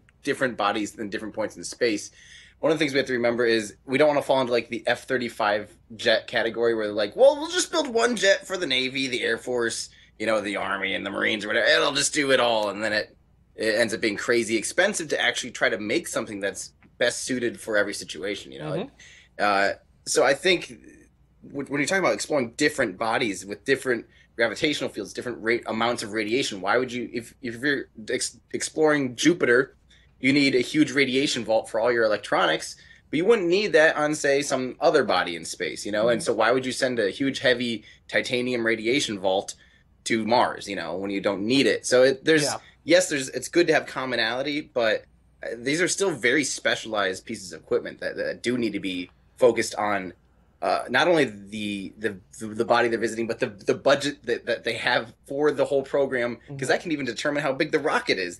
How big the payload is. So how big it's all exponential. So it is sort of a slippery slope, And maybe there needs to be. Go ahead, Carrie Ann. Are you sure? The chat room is saying, like Johnny Boy was saying, CubeSat and big size, and I think Jazz Throw also said something along those. Yeah, CubeSat, something along those lines. I mean, I guess that's kind of where that sort of area of our industry is kind of going to and coming from to a certain extent on that. But Mike, what were you going to say? Well, especially a lot of the communication satellite makers and builders are having standardized, classes of spacecraft, if you will. And even Lockheed Martin came out recently with a, this is their new standardized series of spacecraft that they have to offer that are modular and can be designed for whatever mission you want. So I feel like I think we're talking about NASA here with, interplanetary probes and, the type of agencies that are undertaking science missions like this. Wouldn't it be nice to have different classes, though, of these type of probes? Have the Voyager / Cassini class probes for the outer planets and stuff, way far out in the Oort cloud. Have, a terrestrial class, that's standardized and modular. And I think that we're seeing that. And we might see something like that happen with probes and satellites that are headed for interplanetary missions. But Sim is also right that each mission is specialized. And so wouldn't it be nice to have that kind of modular system of, we can build it in such a way that all we have to do is add, radiation protection that would be simple and lightweight, that could be some type of plug-and-play system. I know I'm oversimplifying that a lot, but it would be cool. But whether it's something that we need to have, I don't know. NASA kind of already has something like that, because NASA has their Discovery program, which is sort of like these lightweight, very small, low-cost, rapid. But they're not the same spacecraft bus, though. They have the same type of weight limitations and maybe certain the same instruments that they contract out for. But most of the contractors who build the satellites for the Discovery program and even the Explorer program, which is still going on, are very different. Yeah, that's correct. And even with New Frontiers and Flagship, every probe is kind of each one is unique. Form follows function, if you will, in designed for explorative spacecraft. So yeah. All right, awesome. Well, I think that was enough conversation for one day, but I do want to make sure I give a last thank you to some more patrons. I know you didn't think there was more, but there definitely are. These are of the ground support variety. These people have given us either somewhere between 1 penny up to $2.49. They, of course, get a thank you, a shout out, and their name in the third segment of the show. They do also get access to our exclusive Patreon-only hangouts and early access to After Dark as soon as it is available online, which is really great. So again, every single penny helps. We appreciate you. We appreciate every single one of these people. And, even if you don't have a chance to contribute to us, we still appreciate what it is that you do with and for us. If you are interested, though, in getting any of these goodies and more, like Jared was saying earlier, you can always head on over to patreon.com/TMRO. Whew. Right? I think that was good. That was good. Speaking of After Dark, that is what's coming up next. If you're watching us live, feel free to continue to participate with us and joining in the conversation. And if not, that's okay too. We will just go ahead and see you next week. Bye. Bye-bye.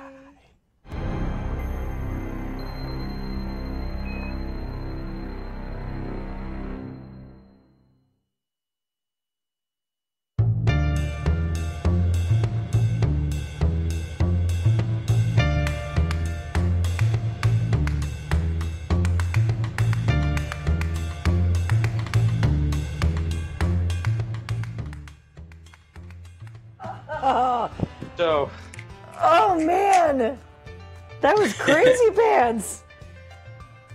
And I don't know if you guys knew what was going on there.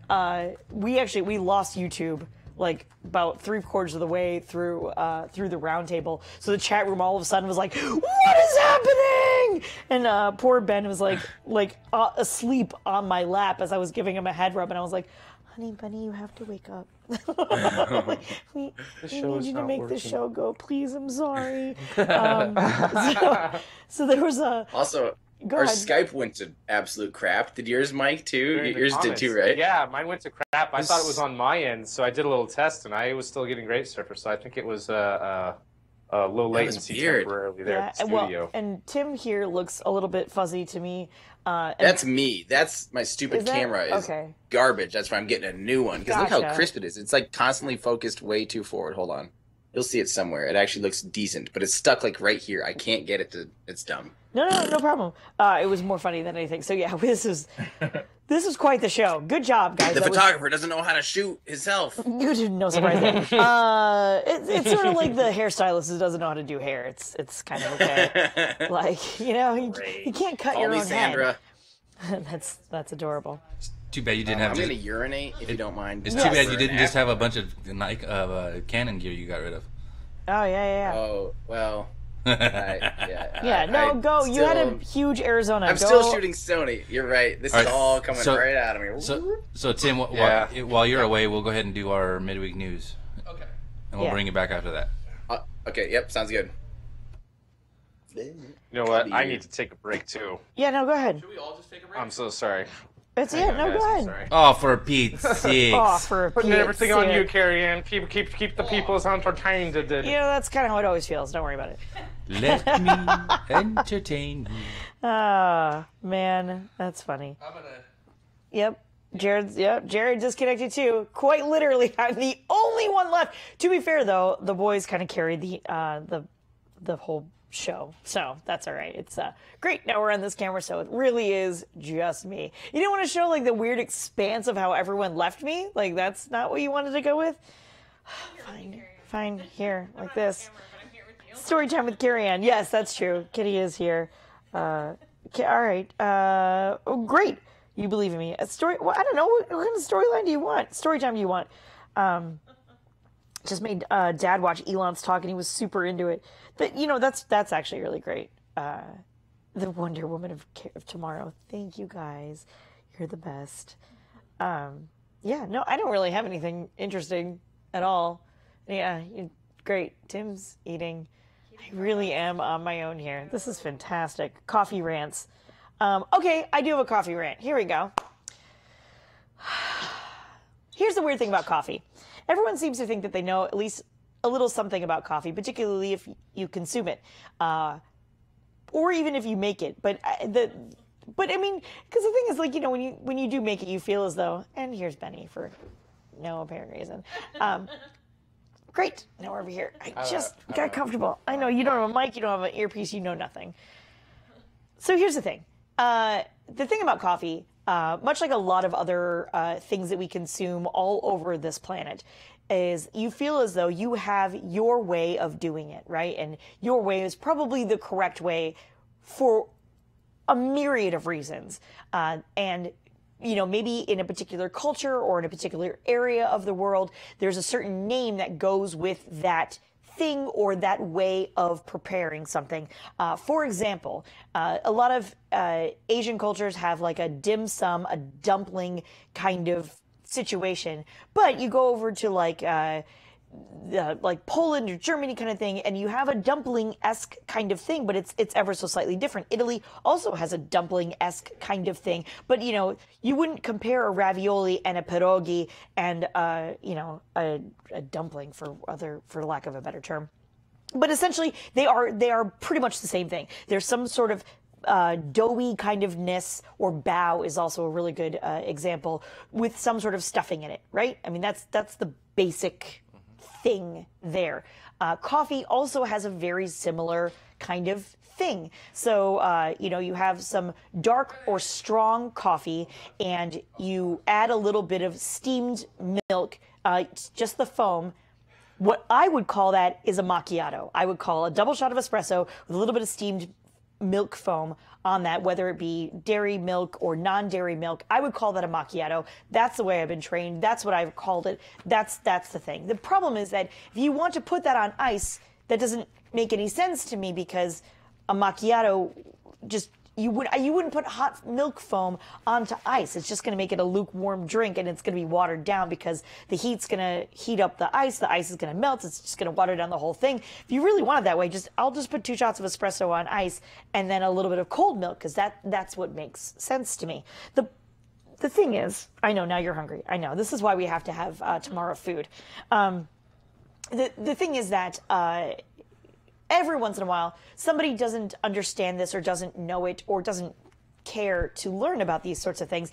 And then there's also companies that you may or may not have heard of before that like to take something that is pure and simple, like 2 shots of espresso and a little bit of milk foam, because it's only about 4 ounces overall. It's a really quick drink to have.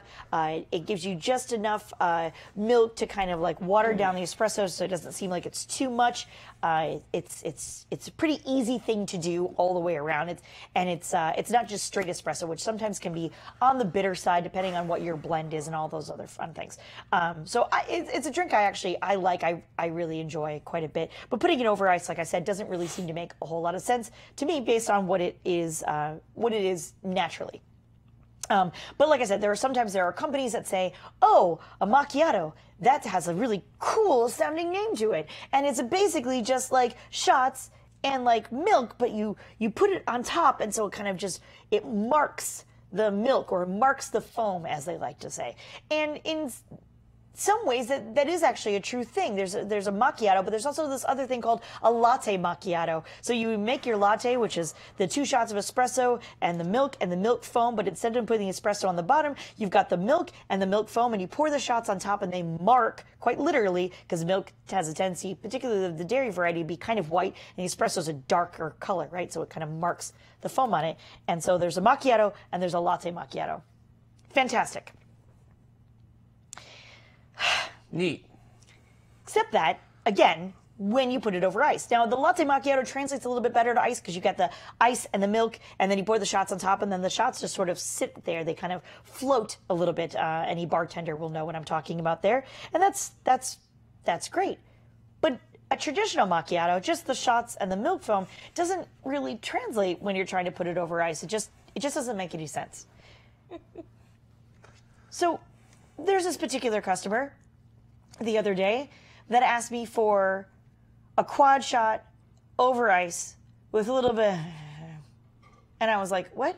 And she's like, I want a macchiato. And I said, okay, wait, what? And she said, I want a quad shot macchiato on ice with a, and I was like, I'm going to hurt this female. I'm going to hurt her very much. And I said, with just a little bit of, and she was like, quad shot. And I said, I know, it's a quad shot macchiato over ice with a little bit of, and she was like, coconut milk. And I was like, of course it's coconut milk. I said, I'm so glad you said coconut milk, because I actually heard caramel. So good, I'm glad we got that. I just like cold brew, because it's like, I wanted to hurt this woman. Let's do it. Like a lot. Nitro cold brew is basically beer I could have in the morning. I feel like a lot of people who order extra shots think that like there's a special magic like caffeine liquid or something, that it's not. They don't think about it as an espresso shot. Yeah. We often do have customers who ask for, can I get an iced mocha, and can I get that with a shot of espresso? And I'm like, it comes with 2. Did you want an extra one? They said, it comes with 2? Like, yes, because otherwise it's chocolate milk. It's like the adult chocolate milk, but not for nighttime. Like I never know how to explain that. Like, sometimes when you serve coffee to engineers, you need like a chart that says this is the name of the thing on the top, and then a list of ingredients down the side, and a little circle that has like bink. If it makes you feel any better, we do actually have that online internally now. We have the layered description of what the thing is. What I'm pushing for is pictures. I also want pictures. I want the Some engineers need those too. yes. The like. It is about 2 ounces of espresso, also known as the coffee part. Then there's the milk. Cow or non-cow, don't care. Pie charts. Oi. Because that's really what I want. That's really what I want. I feel like that would just be an easier sell all the way around. Oh my God, no Vex, a Venn diagram. Venn might diagram. See, confuse Venn people. diagram sounds good, but do you have any? It'd be like, this is the mocha, this is the latte part, this is the cappuccino. It's kind of like it would look like the freaking the Olympic rings more sort of Venn diagram than like an actual Venn diagram. Anyway. Oh man. Why are people Anyway, asking me let's what go ahead and position do our I extra sleep in? news stories. Yeah. So, midweek news. Yep. What's up with y'all? Y'all okay? I said no. I was talking. I didn't even look at the chat room. I just started talking. They were like, coffee did. rants. I'm like, I've got one. Great. Let's We go went there. on an adventure to the finest hills of Colombia.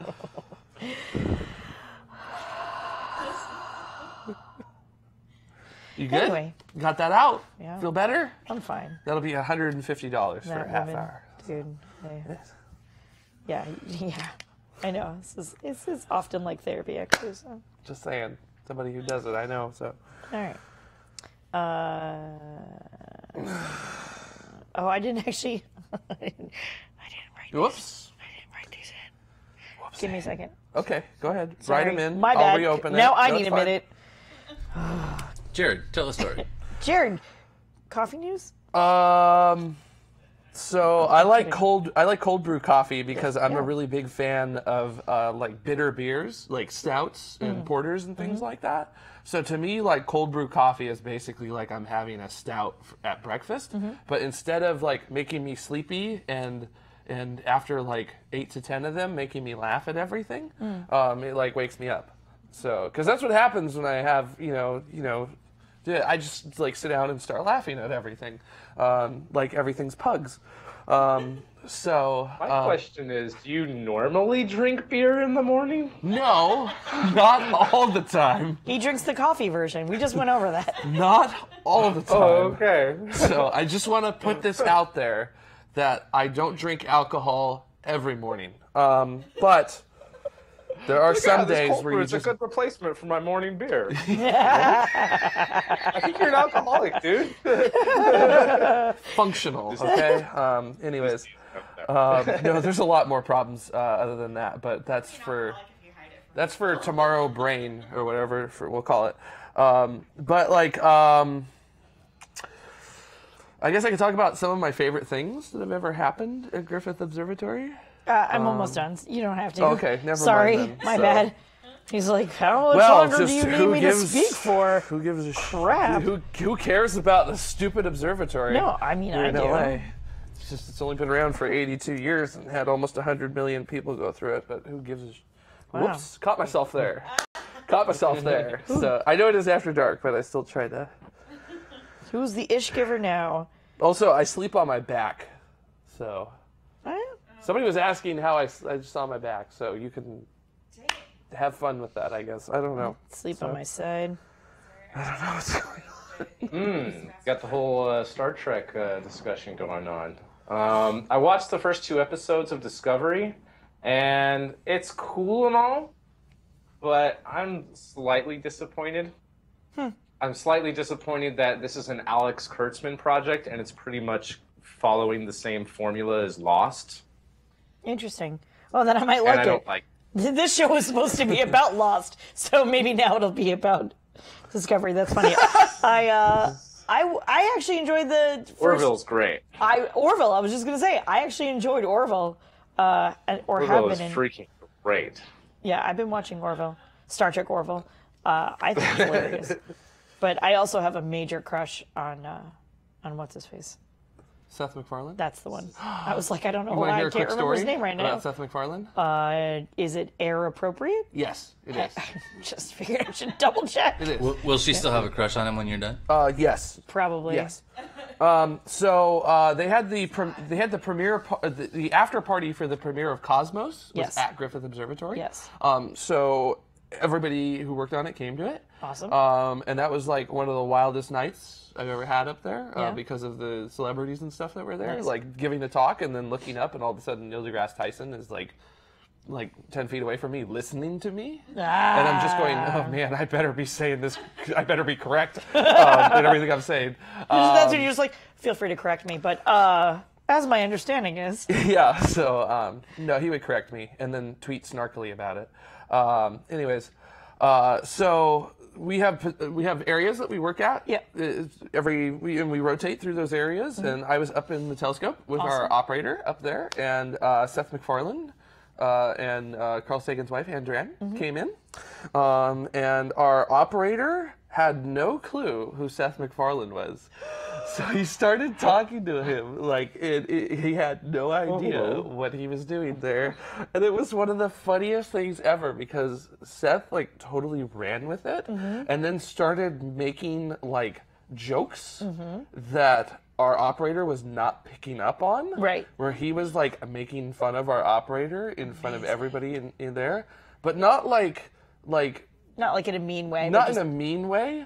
But just suddenly speaking to him slightly Stewie-ish. Yes, kind of. And it was definitely the funniest 6 minutes I've ever had in the telescope dome. Right there. I can imagine. Watching our operator just get like completely destroyed by Seth MacFarlane's, and our operator, because he was so subtle about our operators, had no clue about it that night. So good. It was hilarious. I didn't have a huge crush on Seth MacFarlane until Larry King. When Larry King went off the air, finally, he started an internet show, and I don't remember where I picked it up on it, but it was, it's still the Larry King show, pretty much exactly the way it was, but like now in his living room. And he interviewed Seth MacFarlane, and through that interview, I was like, I apparently am in love with Seth MacFarlane. Like, that's good to know. There you go. Yeah, so. Yeah. All right. So. We're ready to do this thing? Yeah, not for weird segues, but yeah, well, I'm just going to go with that. So. Sorry. Everybody else? Okay. Yeah. We're okay with Jared being on set, right? I mean, like, I'm okay with Jared being on set. But... I'm not okay being here. I really... Yeah, because it's Jared and Mike doing news, so midweek. Yeah, I just thought we kicked him off last week. That's why I'm asking. We did because he did the interview and he didn't have news segments. Yeah. Ben did. Oh. That's why. Jared's not here right now. I don't watch this show. I mean, if we're going to be honest, I don't watch it either, so... we just do it, and then... Sorry. Oh. For me, it's like I can't watch myself. I can't watch myself either. I have like the serious level, like legitimate, terrifying unease of seeing myself, and I can't do it. So I can't even like think about it. So it's cool. We've got people in place to keep track of that sort of yeah, thing. Great. Yeah, Reddit. Here they all are in the chat room. Okay, ready?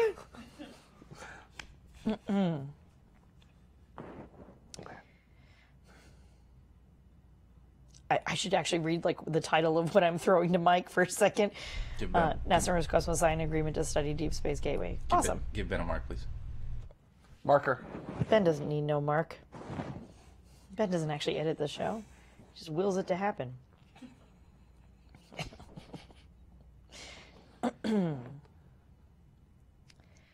There's even more news that we didn't get a chance to get to on our episode Orbit 10.36. Mike, why don't you go ahead and tell us a little bit more about this Deep Space Gateway? Yeah, as NASA is continuing to formulate the whole Deep Space Gateway proposal, they have signed an agreement with Roscosmos on Wednesday, September 27th, at the International Astronautical Congress in Adelaide, Australia, to cooperate on the Deep Space Gateway and to continue studies and formulating the ideas around it. And this whole joint statement reflects the common vision that both NASA and Roscosmos share. Both agencies, as well as other international space station partners, see the Gateway as a strategic component of human space exploration that would warrant additional study.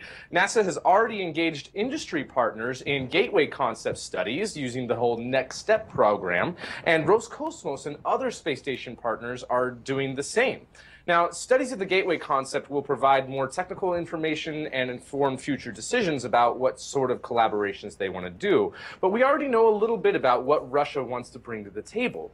They've been developing an airlock that could be used as, well, rather, they want to use it with a follow-up to the ISS space station, but Russia would now rather contribute that airlock to the Deep Space Gateway. And beyond that, Russia has been working on their own next-generation crew vehicle, now called Federatia, and they would also work on a lunar lander that would operate from the Deep Space Gateway, or at least some sort of lunar space station. Russia would like to go to the surface of the moon, but not just by themselves. They would like to bring their American, European, and Chinese counterparts along with them to the surface so that humanity can go back to the moon together. If you want to listen to some of the presentations that Igor Komarov, who's the current director of Roscosmos, have given, it's very inspirational and very much a we need to do this together type of thing. However, if all else fails, Russia has been developing their own concept of a lunar space station that would be able to enable their and China's lunar ambitions. The station would use the airlock as well as the node module and the science and power module that are going to be developed and sent to the International Space Station first, as long as the Nauka module ever finally gets launched to the International Space Station. But one way or another, I'm really excited to see cooperation in this field, and I really want to see the Deep Space Gateway become a reality. Absolutely. Well, thank you, Mike. On Orbit 10.36, our main topic was actually Elon's keynote at IAC. And if you're interested in this or any other space topic, feel free to join us live every Saturday at 1800 UTC. Okay. Nice. Yay! I'm like, I can't hold my breath anymore. Yay! Shop and done. Very good. Yay. Yay. Is this what you were tweeting about? This story? What do you mean? You tweeted something out about, like, just kidding, it's not this, it's this. Yes. That's what this is? Yeah, I was like. I'm glad you understood what I just said. I was like quadruple wrong on Twitter, and I was like, oh, I'm incorrect. No, wait. No, I'm wrong. No, wait, I'm not. So that's why you follow Twitter, for fun times like that. So I do have a question about this story. Yeah. Which is that this is so the Nobel Prize in Physics is going to be announced on Tuesday, which is going to be before this story airs, and these guys are probably going to win it. If they don't win it, there's going to be a lot of pissed off people. But these guys are probably going to win it. So is there some way that we wait, when do we put these out? This is going out Thursday. Mine's going out Thursday. But are they announcing the winner or the nominees on Tuesday? The winner. Can't we just flip-flop them then? Oh. Let's do, we could either flip-flop them or we could do two, one where they win and one where they don't. Yeah, that's what I was wondering about, is just do one regularly and then just have like a little mention at some point. Yeah, if you want to do it twice and cut it both ways, that's fine. Yeah. And then we just need to make sure that Ben knows. I guess I'm just wondering, do we need to do the whole thing twice, or can we just do like a little bit that says that and they've just won the Nobel Prize earlier this week? Where are you talking? Huh? Where is that in your script? It would I did not include it because I did not know whether that was going to be something that we could do or not. Where does it go? I would throw it in at the end. So. All right. Why don't you run through it without it? Okay. And then we'll see where that fits. Okay, sounds good. Here's an idea. Let's run through it without it and go through the complete thing. Gotcha. Then, if we did it, we could try a thing like right after your last picture, the LIGO 4. And come back to, we don't have a camera set up. Oh, wait, we kind of do. I was thinking we could do the close-up view on maybe camera 1 of you doing with and without if they win the Nobel Prize if it's its own single shot. Yeah, if they don't win it, then we don't. It's just something I don't want to talk about. I don't want to be like, and they didn't win the Nobel Prize this week. What a bunch of prudes and wherever the Nobel Prize comes from. Right. What a great committee. You know, kind of. I don't want to do something like that. Are you looking for talking about them winning Do you want that to be you on camera, or is that underlay? Like voiceover? Ooh, yeah. If we did it voiceover, that'd be super easy editing. Because you've got 2 images and a video. Yeah, I could always get a video to you guys if they win it on Tuesday. So. No, we can do that. We can make that now. Okay. Like what Dud is saying is that you could say that of if they win, you could say your whole spiel of if they've won, while a picture or a video is on the screen. Sure. So that if they don't win and you don't want to mention it at all, it's easier for Ben to edit without it. That's not what I was saying. Jared, do it without. And when you're done, after Carrie-Ann closes her thing, then we'll do a little clip with you on video in the same frame, in the same circumstances or whatever. Everything's all consistent where you're congratulating them, and we can put that in between your last video and you talking and Carrie-Ann picking that up. Okay. So that'll be so. If we'll do the Nobel thing separate. Do everything like it's like it. Okay, Ben is saying this is backwards. What, Ben? Okay, what? I got the right idea. We think they're going to win. Yes. There's like a 95% chance they're going to win. That's right? it's pretty much assured. So Do that. That's the story. Uh-huh. Do it like that. Do exactly what Mike said was if we can do that part of the story over an image, then the edit's 5 seconds for me to rip it out. Uh-huh. If you're a talking head, it becomes a bitch. So if you can just say those words when we're on top of an image and make sure that there's a little bit of gap beforehand and a little bit of a gap. Doesn't have to be long, but just long enough where you had a break point there. Okay. Right? Then it's a 5-second edit. Anything else is a pain in the ass. Okay, do you want me to maybe signal Dutta when I'm going to say it so that he stays on the image, or? But his rundown isn't set up that way. He's got 2 images first and then 2 videos. Okay. So when were you going to say it? I was going to say it at the well, I guess I could say it at the end under. Well, no, not under one of the videos. I will do it. You do it at the beginning? Yes, I will do it at the beginning. Do it like right as you go into an image. Does that work? Sure. But you got to make sure we're on the image before you. Before you start talking. Absolutely. But, Yeah. Yeah. And just make sure that what you say, the next thing that you say after that is not a continuation of what you just said. Yes. It has to be an independent thought. Okay. So can I modify the script? Yeah, absolutely. Yeah, definitely do that. Okay. Put your script in. If I were you, I would place it right after your paragraph with the first picture where you say, this may not seem like a big deal. After all, it's the 4th gravitational wave we've detected. It's a critical, important step to using gravitational waves to explore the universe. Mm-hmm. And then while that picture is up, just pause for just a second, just like Ben was saying, and then say what you want to say about the Nobel Peace Prize. Pause for another couple of seconds, and then launch into your next paragraph where you talk about the whole 3 detectors, 2 from LIGO, 1 from Virgo, and that'll be that is cue to switch to the next picture. Yeah, you don't need a couple of seconds. You just need a beat.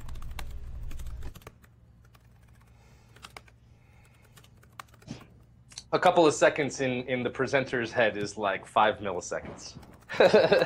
in reality, yeah, that's also true.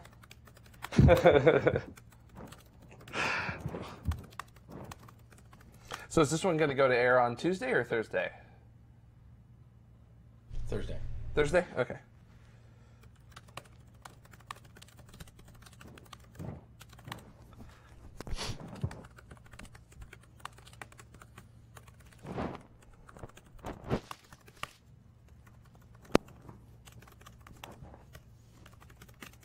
Oh, did every day hang up? Guess so. Confirm. Okay, so I've got that in one paragraph, and then I have in the actual rundown, in brackets, pause, and then it says, and we can also congratulate the LIGO team as it was announced just a few... Yeah. Just a few days ago, they have won the 2017 Nobel Prize in Physics for the research into and eventual detection of gravitational waves. So. Do you want a picture of the Nobel Coin Prize? Sure. Usually they take a picture of the laureates that they have there. So. So do you want just the, like? Sure. Do you want me to grab that? No, I have it. You want me to add it into your script? Go for it. All right. So. No, you're gonna have media incoming. By the way, just so that we're aware, it's a Nobel Prize in Physics. So Not like the the Nobel Peace Peace Prize. Prize. There's a multitude of different Nobels that you can Are they win. all the same coin thing? No. Let's skip the image. Okay. All right, so you've updated your rundown. I have updated my rundown, and Okay, now I so will then I'll go update back into this. it so I can see what the fuck is going on. It's just one of those things where everybody is saying that they're basically going to win it. Yeah. Or they basically have it. They just need to announce it. So which is pretty cool because they've been working on that for like 60 years now. So. All right. I don't know, man. Is there a large percentage of women or minorities on the team? They might pick someone else based on that. I'm just kidding. Ouch. Well, hey, one of the few multi-Nobel winners is Marie Curie, so pretty good. Okay. Everyone's good? Yeah? Deuces? Deuces. Cool. I'm good. Awesome. I'm just chilling. Mike, stop moving. Your mic is making noise. This is why I love you guys.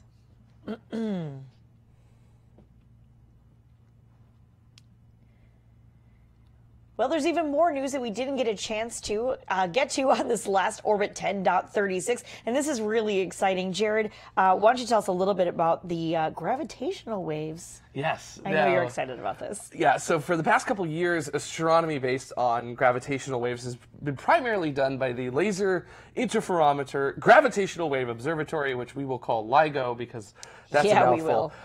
But recently, Virgo, which is a gravitational wave observatory, which is run by the European Gravitational Observatory, EGO. As it is. They turned it on to get operational data and begin gathering that, and we now have our first jointly detected gravitational wave. So we have a gravitational wave that was detected by both LIGO and Virgo. Now, this may not seem like a big deal because, after all, this is the fourth gravitational wave that we've detected, but this is the first time that we've had 3 systems that detect gravitational waves to do so, and this is a critically important step in using gravitational waves to explore our universe. And we can also congratulate the LIGO team, as it was announced just a few days ago, that they have won the 2017 Nobel Prize in Physics for their research into the eventual detection of gravitational waves. Now, the 3 detectors, 2 from LIGO and 1 from Virgo, allow us to pinpoint where exactly the gravitational wave being detected is coming from in the sky. Now, with just 2 detectors at LIGO, we could get a large swath of where that gravitational wave may have actually occurred at. And you can see on this chart right here of the sky itself, we've got 3 of the candidates, 3 of the gravitational waves that came before. You can see there's a very large patch of sky with orange, blue, red, and green. But now with Virgo added on, we're 20 times more accurate than just LIGO alone, which the gravitational wave that was detected by all 3 is down there in the bottom left, and you can see it is in a very small spot of the sky where we think it's at. So, another cool thing that 3 observation systems allows us to do is actually characterize the polarization of gravitational waves. And to basically break down what is polarization, well, basically that's the way the gravitational wave oscillates. And this was the exact type of oscillation that was predicted by Einstein's theory of general relativity. Now, knowing the polarization of the gravitational wave also tells us the orientation of the 2 black holes as they're spinning around each other. So we can actually figure out the angles and the velocities as they're coming together, which is ridiculous. We haven't been able to do that before with the previous gravitational wave detections. Now, gravitational wave 170814 was caused by the merger of 2 binary black holes, one 31 times the mass of our sun, the other 25 times the mass of our sun. They were only about 1.8 billion light years away from us, and it moved the detectors about 1/10,000th the width of a proton. So, What's so cool about this? This is another proof that Einstein's theory of general relativity is correct. And it's yet to be proven wrong by any experiment conducted. And just a little note, earlier this month we talked about the rumor of LIGO and Virgo detecting 2 neutron stars colliding. Well, we have no update to that story other than that it's been confirmed by everyone but LIGO and Virgo themselves that that has been detected. It's basically an open secret, an open rumor, if you will, at this point right now. So this story does not disprove that. It's just we found another one a couple days after the detection of those neutron stars colliding. So very cool stuff that we've been able to do with the gravitational wave observatories. Yeah, very, very cool. Thank you, Jared. On Orbit 10.36, our main topic was actually Elon Musk's keynote speech at International Astronautical Congress. If you're interested in this and many other topics that we talk about on space or on tomorrow, feel free to join us every Saturday live at 1800 UTC.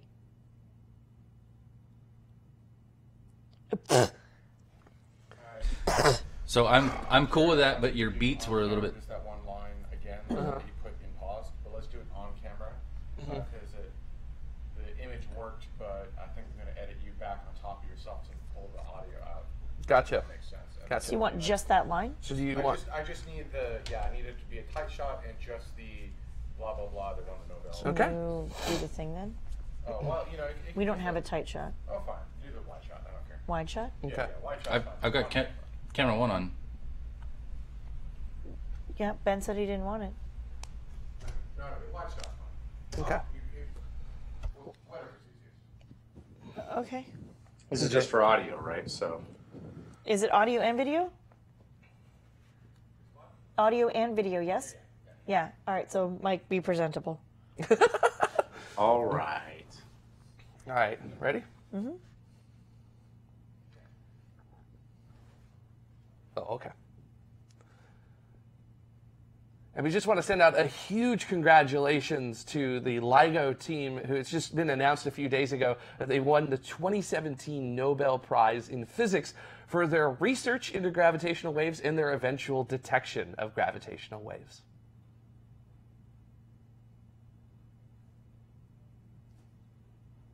Yeah? Yeah, I think that's it. So, of course, we'll see if that actually ends up happening, but it's kind of one of those things where it's such a profound discovery that it's probably it would be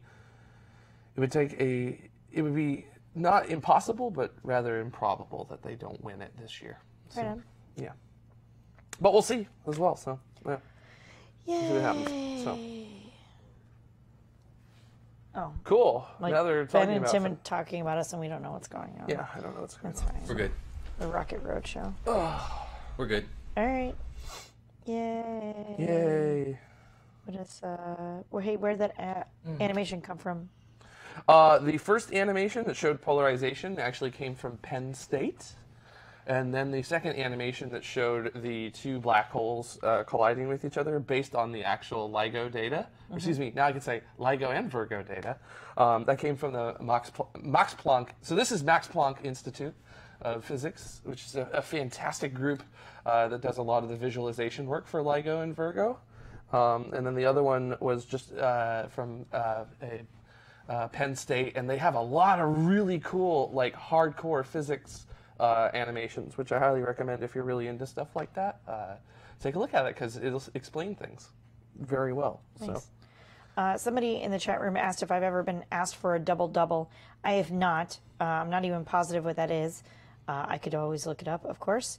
And then someone else asked or said, Carrie Ann, 2 espresso are called espressi or espressi, Espresso. which my initial training is at Starbucks, so of course there's a huge Italian influence there, and so I've always just called it a doppio or a double. So there's that. There was a criticism that we did over an hour of talking for the main topic, and we only took 2 questions from the chat room. Yes. Yeah, we need to better integrate the chat room. Yeah, that was a big boo-boo on my part today. So, yeah. It takes some time to get used to, but that's, I mean, the reason we're here is for the chat room. It is the #1 priority of the show. Absolutely. Have I ever been asked to roll up the rim? No, and I don't know what that is either. Doesn't sound like it's food related at all. Carrie and I want a quad shot, one of espresso, one shot of milk, one shot of whiskey, one shot of absinthe all over ice. I was with you until you mentioned absinthe. I can't imagine absinthe and milk and coffee together, and it grosses me out. Double is a Tim Horton thing. 2 cream, 2 sugar. Oh, that would be drip coffee, which is really great because it's actually all self-serve right around the corner. I do that probably a million times a day. So I don't have to deal with 2 creams and 2 sugars. Although a 2 cream, 2 sugar is such a common thing, just all the way around. In your coffee. I need 2 creams, 2 sugars in my coffee. Yes, we can wrap up so you can go home and sleep. I think we're done because Ben is toast. Ben is dead. Ben is dead. You can Pretty. do it. I want an elongated macchiato. Elongated. Got it. I got it. Well done. I'm there now. Well done. So. Sometimes Well, I feel like it was a called good show today. A long black. Yeah. Yeah. It was really, Mike, if you didn't get a chance to like glance at it, you and Tim looking at each other and then looking over at Jared was so stupidly magical. It was pretty amazing. It was slightly uncanny. So. I was trying to do a direct 90 degrees towards everyday astronaut and then kind of pivot 45 degrees when looking at Jared so that there would be that slight effect on camera of me changing my focus from one to the other. Yeah. Flat white I am actually very very familiar with, as we have quite a few people from Australia and New Zealand who either visit or work with us. So flat white I've been introduced to, which is kind of funny before the Starbucks flat white, because I don't think they actually pull their shots ristretto. But we pull all of our shots ristretto anyway, so for us it's just a slightly shorter latte. Oh yeah! Jared's video from NROL 42. Oh yeah, that's right. I mean, it's not in the rundown. I don't have it. It's in the. Oh, okay. Just kidding. Learn your lesson, kids. All right. I didn't insert that. So Dan, TC24, the sort of shortest version I can give you about the Americano. If you like espresso, you might find an Americano offensive, but during one of the wars when all of the American soldiers were fighting over in Europe, and European coffee houses, whether it be in France or Italy or what have you, didn't have a drip coffee machine or a drip coffee option, some sort of bastardization that the American coffee drinkers have come across. And that's what they wanted. They wanted their kind of cheaper, shittier kind of coffee.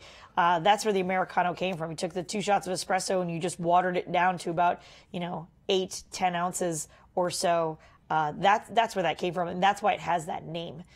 So yeah, if you really like espresso, you're going to think an Americano is complete crap. But if you like drip coffee, Americano is really kind of great because it's way better than regular drip coffee in general. Some places it doesn't really matter where you get it. So there's that. I know. Nobody wants to talk about coffee anymore. It's fine. We don't have to talk about it. I got kicked from the chat room, and I'm trying to jump back in so I can send a link. Tea Earl Grey hot. Want it, so. No, I don't mean the war, because that one ended. We just had a different war later on. Come on. Jared, you uploaded that footage to your own channel? Yes, I did, and here it is. Good. Good. Sarge Enzyme, we serve tea is a slight misnomer. I have tea available. There are 10 different varieties, but I don't have to serve it. It sits in tea bags over there. You get it. You get your water. You do it how you like it. Although I have had a number of English people on campus tell me that I don't do it well enough because our water is only 198 degrees. It's not 205 or above / boiling. So there are a couple of English people on campus who have the instant hot pots at their desk. Well, if you want it done right, I guess you can do it yourself. Do it yourself. Do it yourself. If you don't like it, do it yourself. There's an English breakfast. There's a chai, which also is a misnomer because chai is the Indian word for tea.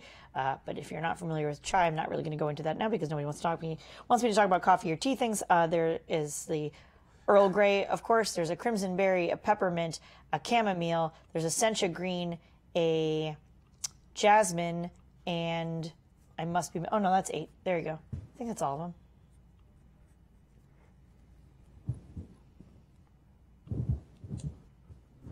Three black, 2 green. Yeah, that's all of them. 8. Water at 100 degrees is not nearly hot enough for anything. Everyone always says that. They're like, oh, actually, we just had a complaint. So somebody asked us why our hot water tower is 198 degrees. They thought that it was entirely too warm, and they wanted us to turn it down to 170. And I was like, bath water is nice for humans and babies. Like, this doesn't make any sense. That just doesn't make any sense. It's not loose tea, but it is in non-paper satchels. Yeah, but 170 is like nothing. It's ridiculous. 125 would be pretty burning on your skin. Elon does sometimes drink a Diet Pepsi. If he's getting a drink for me, typically it is an almond milk latte, extra hot. All right, so how about this? You do the video thing. I will take Ben home. Oh, okay. Right? You guys can close out the show. I mean, I threw the video in the chat room, but if you want to show it, you can show it. Way. Are we able to show it, or just thinking I could? Do we need to like actually have it in the rundown, legit, or?